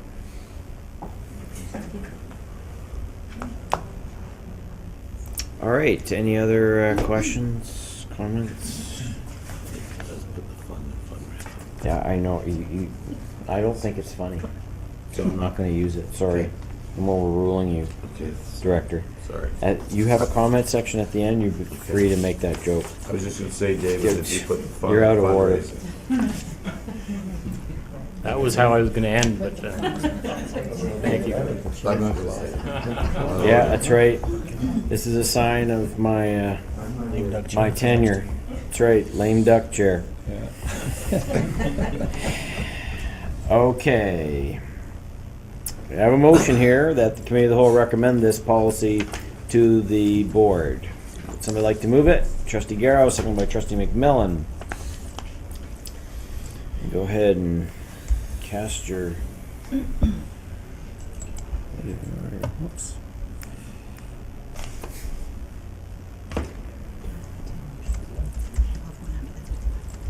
Yeah.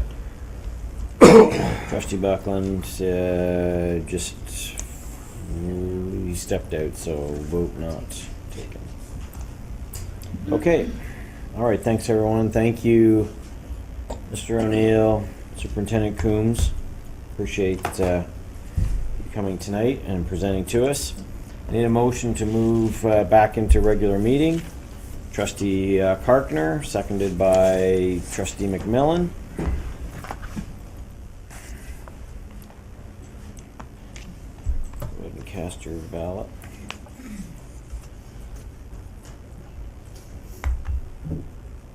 In favor. Okay. Thank you. Okay, that passes. All right, at this point, trustees, with your unanimous consent, I would like to add one item to tonight's budget.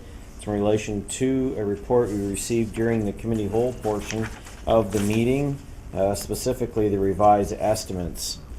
I have a motion to add request to approve revised 2012-13 estimates to the agenda. Moved by trustee McAllister, seconded by trustee McMillan, McDonald. Go ahead and cast your vote. I'll need a unanimous to get this.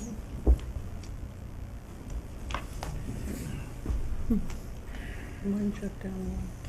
Would you still? Trustee McRae, are you in favor? I am. My computer just shut down Okay. for some reason. All right. Awesome. Okay, thank you. That passes. So we will add that item. We may as well just do it. Where do you have it? 7.02. Okay. So we'll do it after the next item, next two items. I can put it at the very bottom if you want. I want to do it right now. Okay, well then we'll bump it right up here then. Okay. So I need a motion to approve the revised estimates. 2012-2013, moved by trustee Carpenter, seconded by trustee Garrow. Assuming there are no further questions.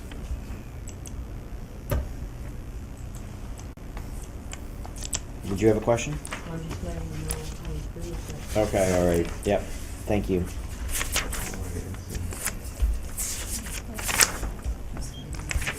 Just waiting on trustee McPherson and McAllister.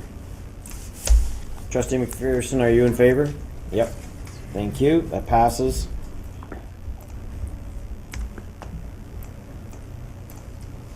Okay, report from private session committee of the whole, November 28th.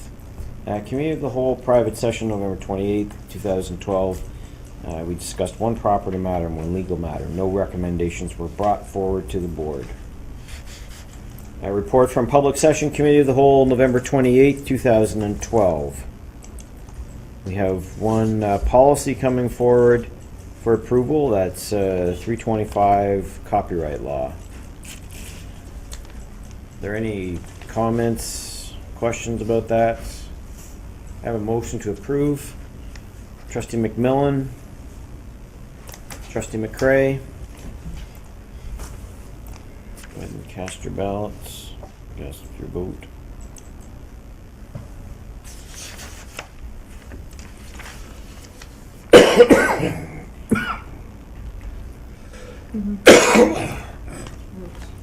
Okay, that passes unanimously as well.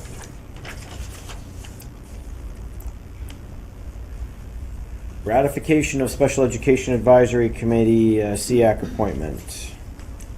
You have before you a report. Do you wish to add anything at this time, Superintendent Edwards? I just, thank you, Chair Petersman. I just may add that you might remember about a month ago, you had a report from Maureen Boisonneuve, who retired from SEAC, given her new work commitments. And so this recommendation for appointment to SEAC is a recommendation from a local association representative from Community Living for Kimberly Wright. And Kimberly Wright is an active, very active member of the Brockville District Association for Community Involvement. So under our new SEAC policy that we're working towards having all our new members fit within, Kimberly Wright would be representing a local association. And as such, because we do have three committees, we still have three members at large. So this is a community association that would be added to it. Okay, any comments or questions? Very long motion. Do we have the letter? We do have the letter from the organization? Documentation on file. Yeah, thank you.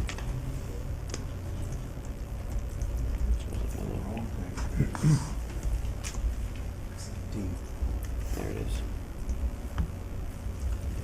Okay. Okay, a mover and seconder.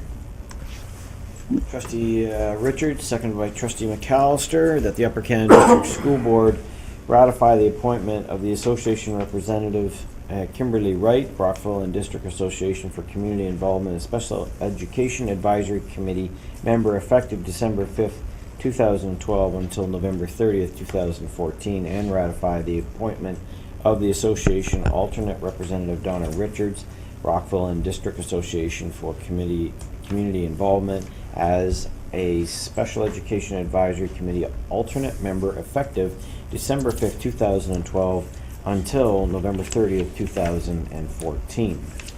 You will cast your ballot online.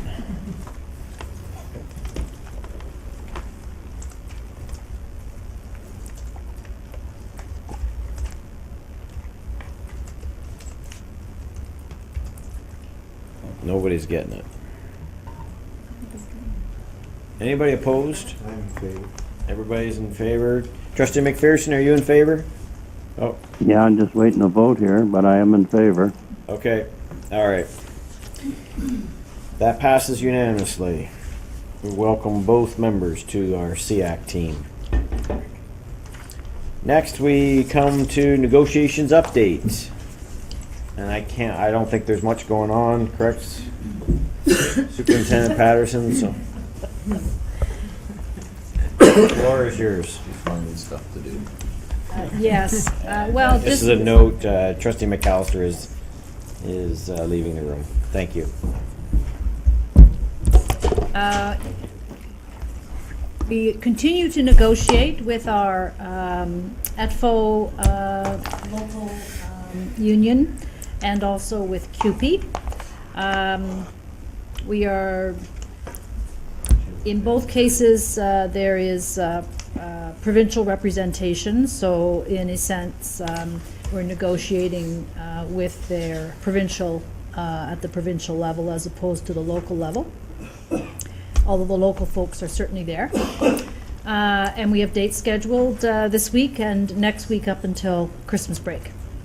As I mentioned last week, we were negotiating with OSSTF, and they were directed by their union leadership to stand down, and so they have not, they've suspended negotiations, and we have asked for further information in that regard, and negotiations continue to be suspended, and they will contact us when they get other direction from the province. So as it relates to negotiations, quiet now on the secondary front, but still involved with CUPE and ETFO. With respect to sanctions in our schools, we have experienced sanctions for the past 2 weeks now with our secondary schools. The teachers teach their classes and do general supervision as it relates to the students who are in their class or perhaps the students who they pass in the hall, etc. They don't do assigned supervision. There are other administrative tasks they're not doing. For instance, they don't submit attendance. They're not working to support the various aspects of provincial assessment at this point in time and things like that. That being said, December 10th is the date that they're going to increase their sanctions to include the withdrawal of extracurricular activities. So any extracurricular activities which they may do on a voluntary basis, they are now withdrawing in a concerted fashion across the entire membership. On the elementary side, we are in a legal strike and lockout position as of December the 13th, which is next Thursday. That comes about by virtue of the Ministry of Labor conciliator meeting with us and determining that progress in negotiations is unlikely, and so the conciliator provides a no board report. And so come December the 13th, we will expect the elementary teachers to engage in sanctions under the direction of their ETFO provincial leadership. We've not received any information as it relates to what the sanctions would be. Of course, we've read in the paper many lists of sanctions or examples of sanctions, but we haven't been apprised locally of what those sanctions would be, and we would expect to be apprised prior to December the 13th. Okay. I've added, one of the things I put in is that I'd like to have a discussion about the workload of administrators and discussion around some options around supporting them. But I'd like to do that after I give you an opportunity to ask Charlotte any questions about her report. So any questions or comments about the current status. Trustee McMillan. Through you, Chair. Just so I have it clear in my head, we as a board are doing everything that we are responsible to be doing in terms of negotiations, and we're doing everything possible to have a locally negotiated contract with all of our unions. Is that correct? But we are doing our part right now. Through you, Chair. Yes, Trustee McMillan, we are certainly actively involved when we're at the table. I gave you an example. We contacted the OSSTF provincial rep to ask when we get back to the table. We're certainly willing to negotiate. We need willing parties on the other side, and our preference would be to negotiate all matters that relate to our collective agreements.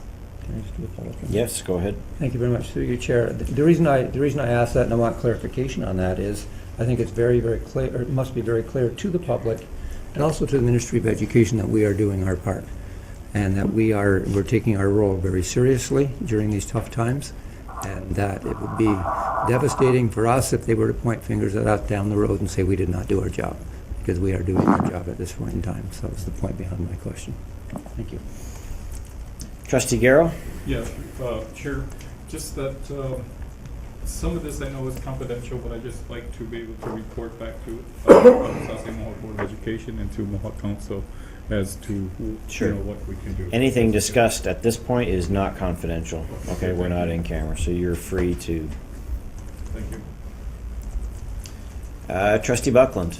Thank you, Chair. Now, this might be a comment, I don't know, but one of the things we're hearing from the elementary school union is that there would be a McGinty Day, that is one day off, and that our option would be closure or lockout. Let's assume that we do close out a school, and we're already undergoing extra cost, and we would then incur extra cost as well. We would deduct salary from those people who were not at school, but my understanding was that we would be stuck with the expenditure, but the saving in the not paying the salary would have to go to the ministry. Is that correct? Director? State the question again, sorry, Trustee Buckland. Let's assume we have a one-day Yeah. McGinty Day, so teachers are not there, they're on strike. Yeah. We are incurring extra costs and attempt to keep some schools open. That is, we're not closing all schools. So we're spending money, but we're saving by not paying the salary. However, the salary saving, I was told by an executive that this would have to go back to Mowat block. So under the regulation 48698, board expenses not incurred by reason of strike or lockout. The expenses of a board that are not incurred in a fiscal year by reason of strike or lockout affecting the operation of the school board shall be calculated as follows. Then there's numerous ways of doing it, and you do have the option of subtracting from the amount expenses incurred in the financial in the fiscal year by the board that are approved by the minister. So the minister will reduce will take back the money not used to pay teachers, But in this hypothetical situation, we would cover our expenses. if they approve it. Yes, it's under their approval. Thank you. Okay. Let's hope it doesn't happen. Okay, any other comments on that? Okay, so the second part of this was to have a discussion about potential ways to support reducing the workload for school administrators. I think that there's obviously there have been some costs already incurred, and perhaps, Director, you want to talk a little bit about what you're doing already to support. Chair Petersman, we're doing a variety of things right now, but basically it's all within the context of that school, of the schools. We haven't said you're all going to get this, you're all going to get that. It's on the need of the school. We have on occasion placed a retired vice principal to support supervision administration. We have increased hours for in-school monitors, for example, who do lunchroom supervision and different supervision. We've increased those so that it will help our principals out. And we've also had a variety of other situations that the principals within their context have organized for themselves and that we have supported and we will support with financial matters. The other piece that we're doing with asset management, looking at, for example, a field behind North Granville. We're going to be upping our monitoring over weekends and nights to make sure that we're vigilant and having security, see places that are perhaps miles from other places, or perhaps we have portals behind buildings that are sometimes seen as opportunities for some kids who are perhaps a little upset with the bureaucracy to take it out on a portable or whatever. So we knew that those are things we're going to be working on right away, and we're monitoring every single school distinctively with the principals. I was in 20 different schools last week for nearly half days, most in all of them, and I would say that our principals are doing a good job. They are tired, not exhausted, but they're tired and anxious, not exhausted. And at the end of the school day, the bell ringing gives them a great deal of relief, because what they're worried about is the safety, and they're doing a really good job. We will continue to monitor closely. We have a response team that you may remember that we've used in the past, Chair Petersma, where a group of principals in our system are keeping an eye on all of their friends and themselves, and they're reporting it regularly to us to give us what's going on. And over the next couple of days, we'll be watching very, very closely what's going on. We believe we'll do the very best we can to keep all of our schools open. We have a magnificent record on inclement weather for the same, and we'll work very closely with our principals to serve our communities effectively. If there is, as Trustee Buckland has alluded to, a potential McGinty Day or a strike situation, we are right now making plans to keep all of our schools open. This isn't to slight anyone. This is to put our students first. We know perfectly well that we have paid close attention to the media. We have paid close attention to what's going on both provincially and locally. I will let you know, having been involved 5 other strikes before, it's amazing to watch mom drive up to school with the kids and say what's going on. And if 5 or 6 show up and you got 15, 20, 30 kids in the school, you're open. However, the parents have to understand it's not business as usual if you have people on the streets. So those are things that we're looking at. There will be some costs without question. We're not quite sure how the math will be done at the end, but we're going to have to be vigilant, and we're going to have to support the people who are in the schools with that type of resolve. So yes, there'll be need for increased monitors. There may be application to take some people in our staffs who perhaps could have more time applied to their schedules. That may or may not happen.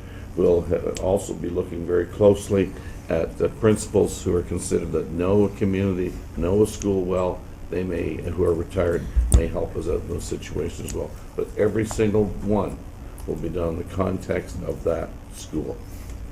So, in your, an estimate by you of maybe a reasonable number that we might want to allow for over the next, let's say to the end of December, what would that be? I think we're probably looking at a number, and I would hate for it to ever to get this or get that level, but I think in the neighborhood of $300,000 for surveillance and supervision and different things. Maybe in the case if we're committed to keeping the schools open and to serving our community that way. Sorry, I know go ahead. Ian and I have spent the entire day on with the senior team at contingencies. I know he may add something that I missed. Sure, go ahead. Yeah, no, it's interesting. We've had frequent contact with our principals. We've had system staff go out in schools to assist. We've had, people take a shift in the cafeteria. It's interesting when we have the conversation, they're not saying, I need more of this, this, and this. The comment is more, there's a burden of care that those people are carrying right now. There's a heightened sense of responsibility, and what if I can't be in a certain place at a certain time?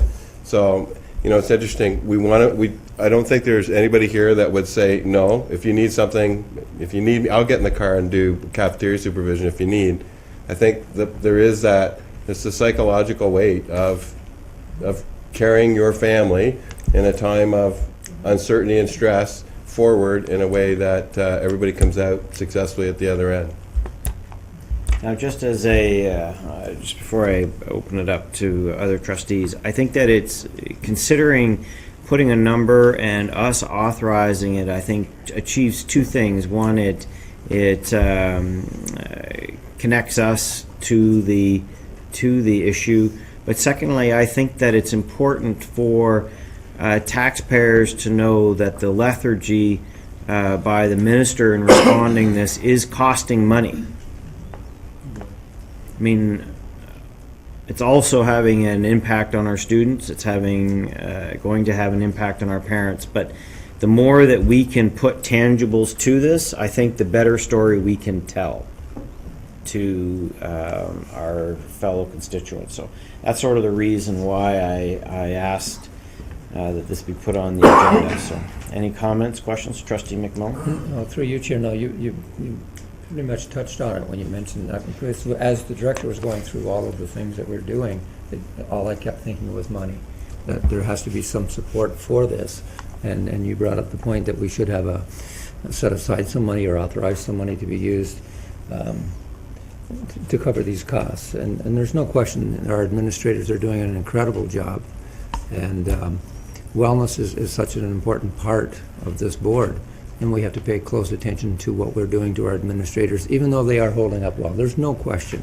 But the responsibility that they're carrying right now, I don't think any of us really understand unless we're in their shoes.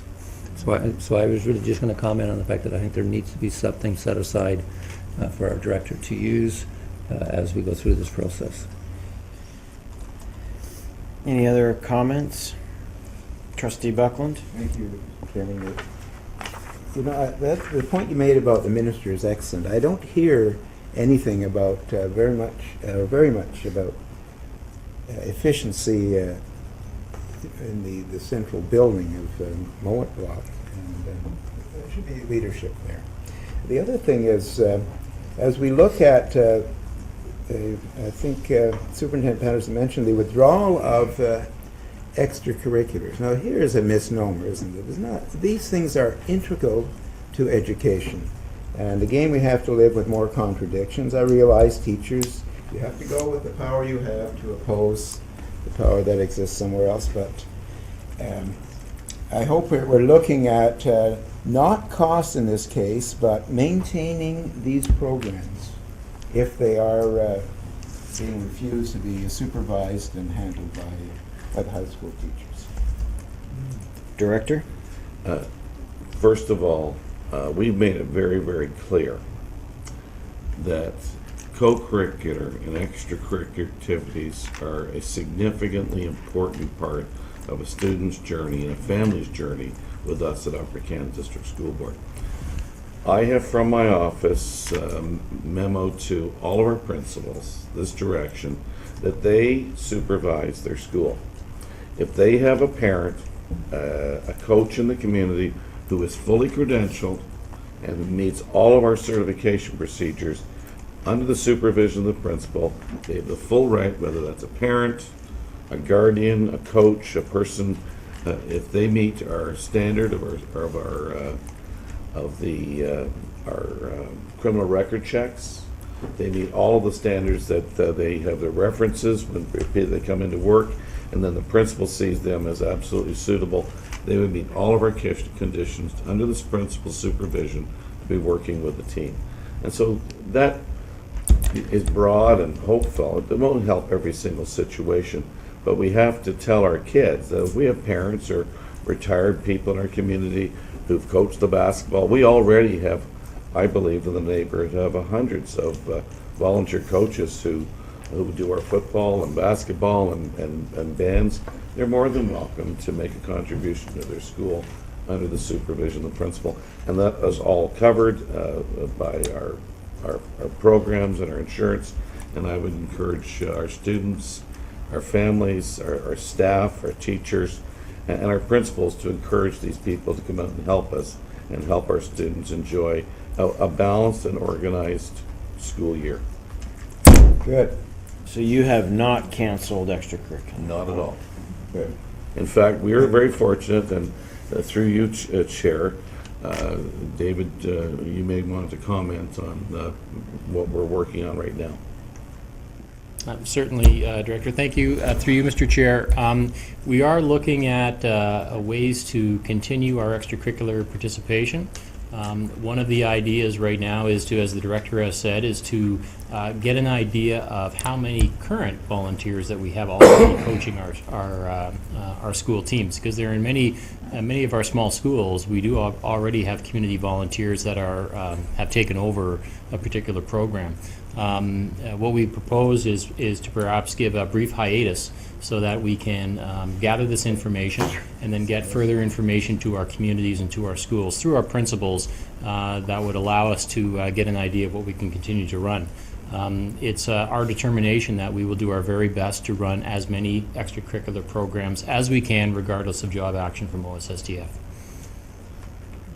And further to that point, through you, Chair, to Trustee Buckland, the issue that we have teachers who may very well want to continue outside of their work with their union to continue with clubs and sports and concerts and so forth, because these are all volunteer activities through the Education Act, are theirs to determine. And they have the sole right to determine that.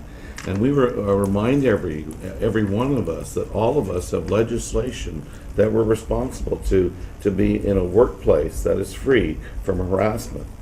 And so if you have a group of people, a volunteer in your school who potentially wants to help out with the basketball team, he is his Ontario, or she has her Ontario basketball level 6 qualifications, NCCP, this is past all of our qualifications.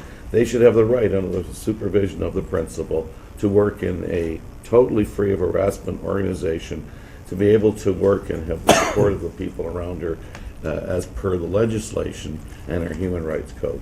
And I think what's very important is to remember that peer pressure is one thing, but we have to be very careful of is when it becomes a form of organized bullying. And that's what we're watching very carefully. And I have asked our principals to monitor very closely in our schools any attempts by people to bully one another in situations. We believe that right now sound and level heads are important. If a person decides not to volunteer, so they don't, and so forth. But if someone else do, I think they deserve the respect that they too can make the decisions that are appropriate for them and their own personal journey with the Board of Education and the teams that they would either work with or the clubs that they would support.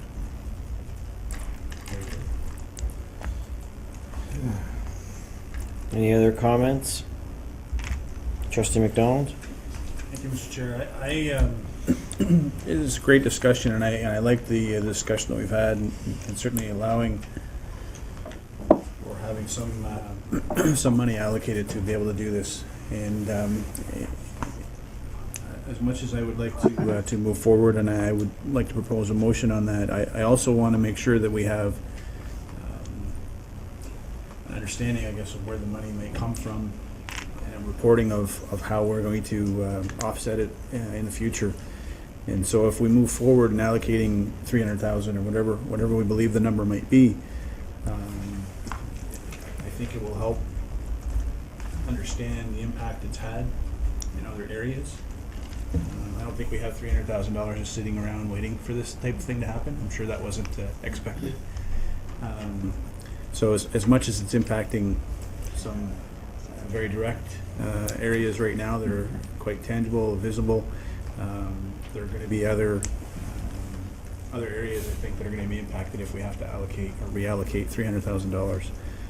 And as we move forward, that information, I think, will be helpful as we have discussions with our communities and discussions with the ministry moving forward. So I would support the allocation of $300,000, and I don't know what we want to call it, a fund or how we want to do it, but I'd certainly support that and would like to move that forward. Director?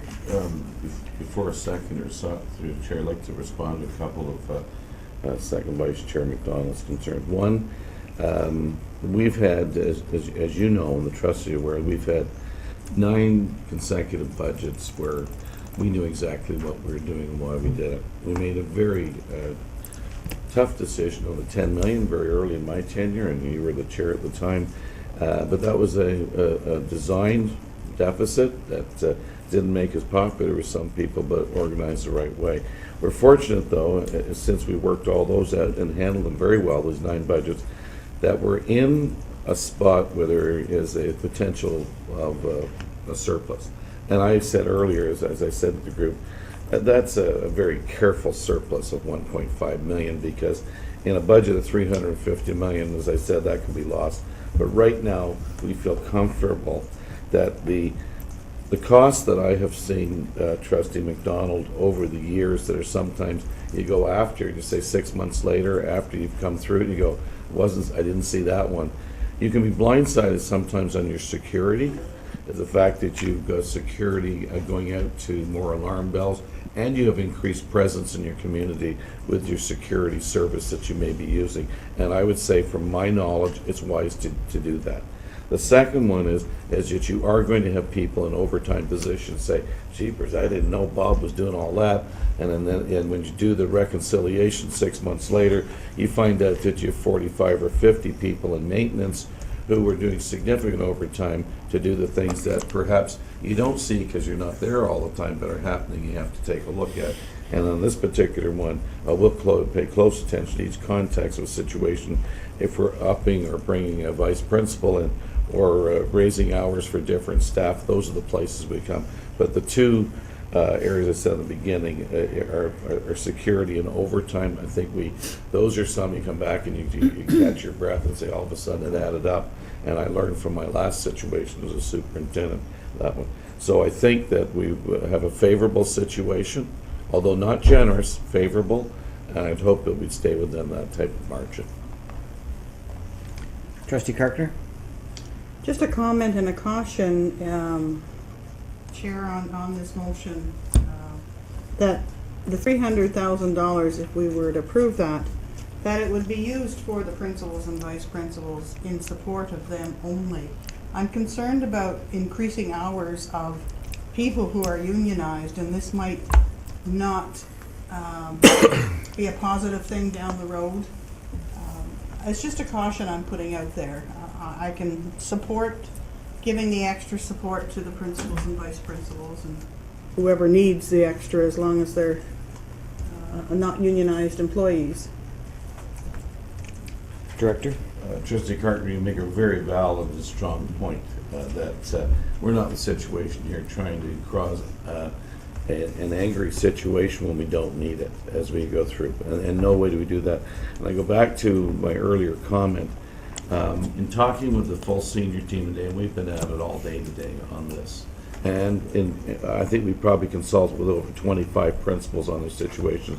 We're going to do it within context of the school you're in.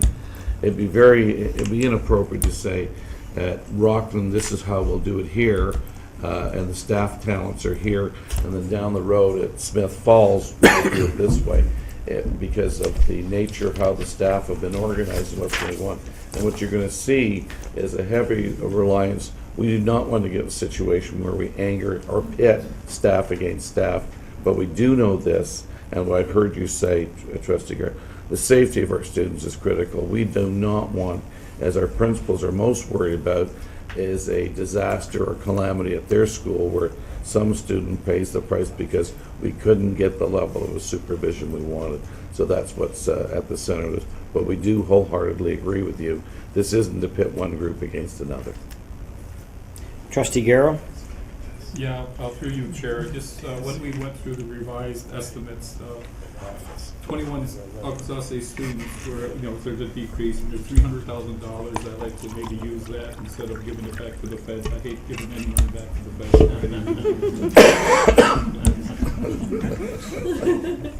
feds. Point taken. Yeah, for the record. Or else we could bring in Crosby and Hayes and see what they could do about this. Okay. You were being helpful. Trustee McDonald? Thank you. And just in light of what Trustee Karkner said, I guess if we look at a motion that would be, have some flexibility to it, but still have the intent there, something along the lines of UCDSB allocate $300,000 to be used to support keeping our schools open and secure, to support supervision. We can put the time allocation on it that it would expire December 31st, and then further that we would have a report at our next meeting to indicate where the funds would be coming from. It's flexible enough, but yet. Trustee Karkner? Perhaps with the addition of the word "if needed." We're being hopeful. Yeah, I agree. Okay. But I agree, we have to work in the wording of the safety of the students. That's our bottom line.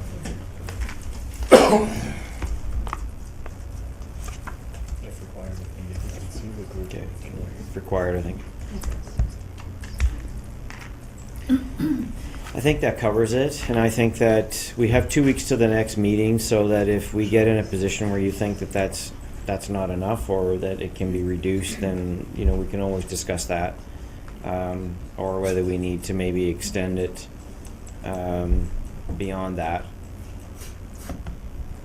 We can discuss that too. Okay, so I have a mover. I need a seconder. Trustee Karkner. Any other comments or questions? Okay. Trustee McCray? Through you, Chair. Because this negotiations are something new to me. What happens, maybe Charlotte can answer this for us, what happens after December 31st? If none of this has been solved, will the province step in? Or Well, the act says that local bargaining is finished. The opportunity for local bargaining is finished on December 31st. so then what? Superintendent Patterson. Just Through you, Chair.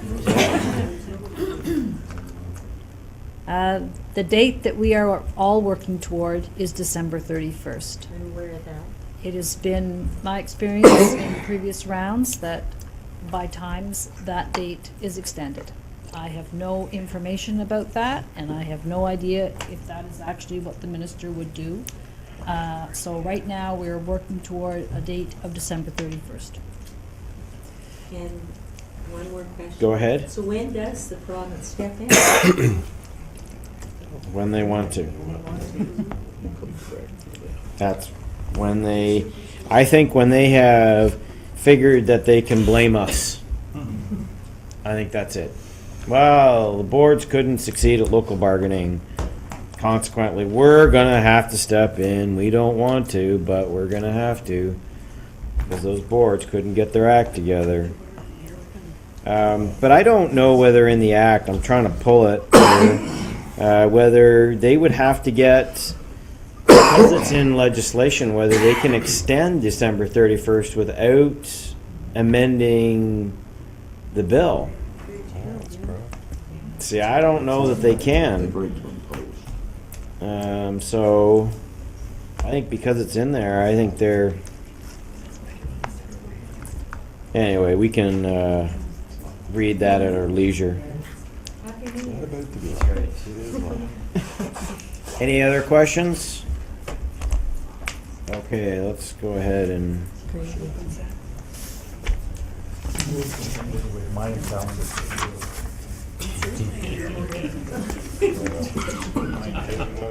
I'm voting in favor.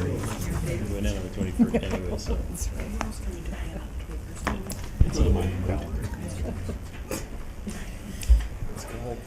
Okay, Trustee McAllister won't vote. Trustee McPherson, are you still with us? Yes, I am. Okay. Is that covered? Can you bring it back now? Yeah. Ask Bill what his vote is. Yeah, Trustee McPherson, how are you voting? I'm just trying to get it back up here, but I'm voting in favor. I've had some technical difficulties. Okay, no problem. We'll put you down as in favor. All right, so that passes unanimously. Thanks, everyone. This has been an interesting few months. Okay, that brings us to the end of the meeting. Director, do you have any comments? Well, you've been hiding behind emotional intelligence all night. Thank you, Trustee McAllister. Yeah, I'm trying to get it. I would just publicly, I know that our principals are working here, and I hope they're not watching this, but I know several do. We'd like to thank you, and that you saw the board tonight to act to support you in this difficult time. And I remind our principals who might be watching and so forth that our board nor the senior team put the situation together. We were told last March and last April that legislation would flow and there'd be no stoppage whatsoever, and there would be peace and stability in the schoolhouse. In spite of all of that, as I go through, and as I said, 20 schools last week, I'm amazed that we're able to keep the level of confidence in our schools. And I would like to thank the principals for their leadership and the staffs for their professionalism, as even the people who are in the work to rule have been very professional. And I'd also like to thank our students for being so fabulous. I was in many schools, and the respectful disposition of our students is amazing. And although I know that they're anxious about what tomorrow looks like with the others, they've shown a great deal of respect for their school, their board, and for each other. I'm very proud of our board. Thank you, Director. Trustees, I read and I quote from September 11, 2012, press release from the Minister of Education. Passage of Putting Students First Act, we know it as Bill 115, protects the gains made in education while ensuring that the next 2 years will be free from labor disruptions. Starting on Monday, we really do need to start reminding everybody we can as our schools start to, as the schools start to suffer increased disruptions. Labor disruption is not just a teacher not reporting for work. There are many forms of labor disruptions, and we are suffering. We will have suffered them all, I imagine, by Christmas. And so the question needs to be, Minister, when are you going to act and put students first? We're waiting on you, and you can't act soon enough. Enough is enough, and we're looking forward to your next communication. Motion to adjourn? Trustee McMillan, Trustee Carpenter, all in favor?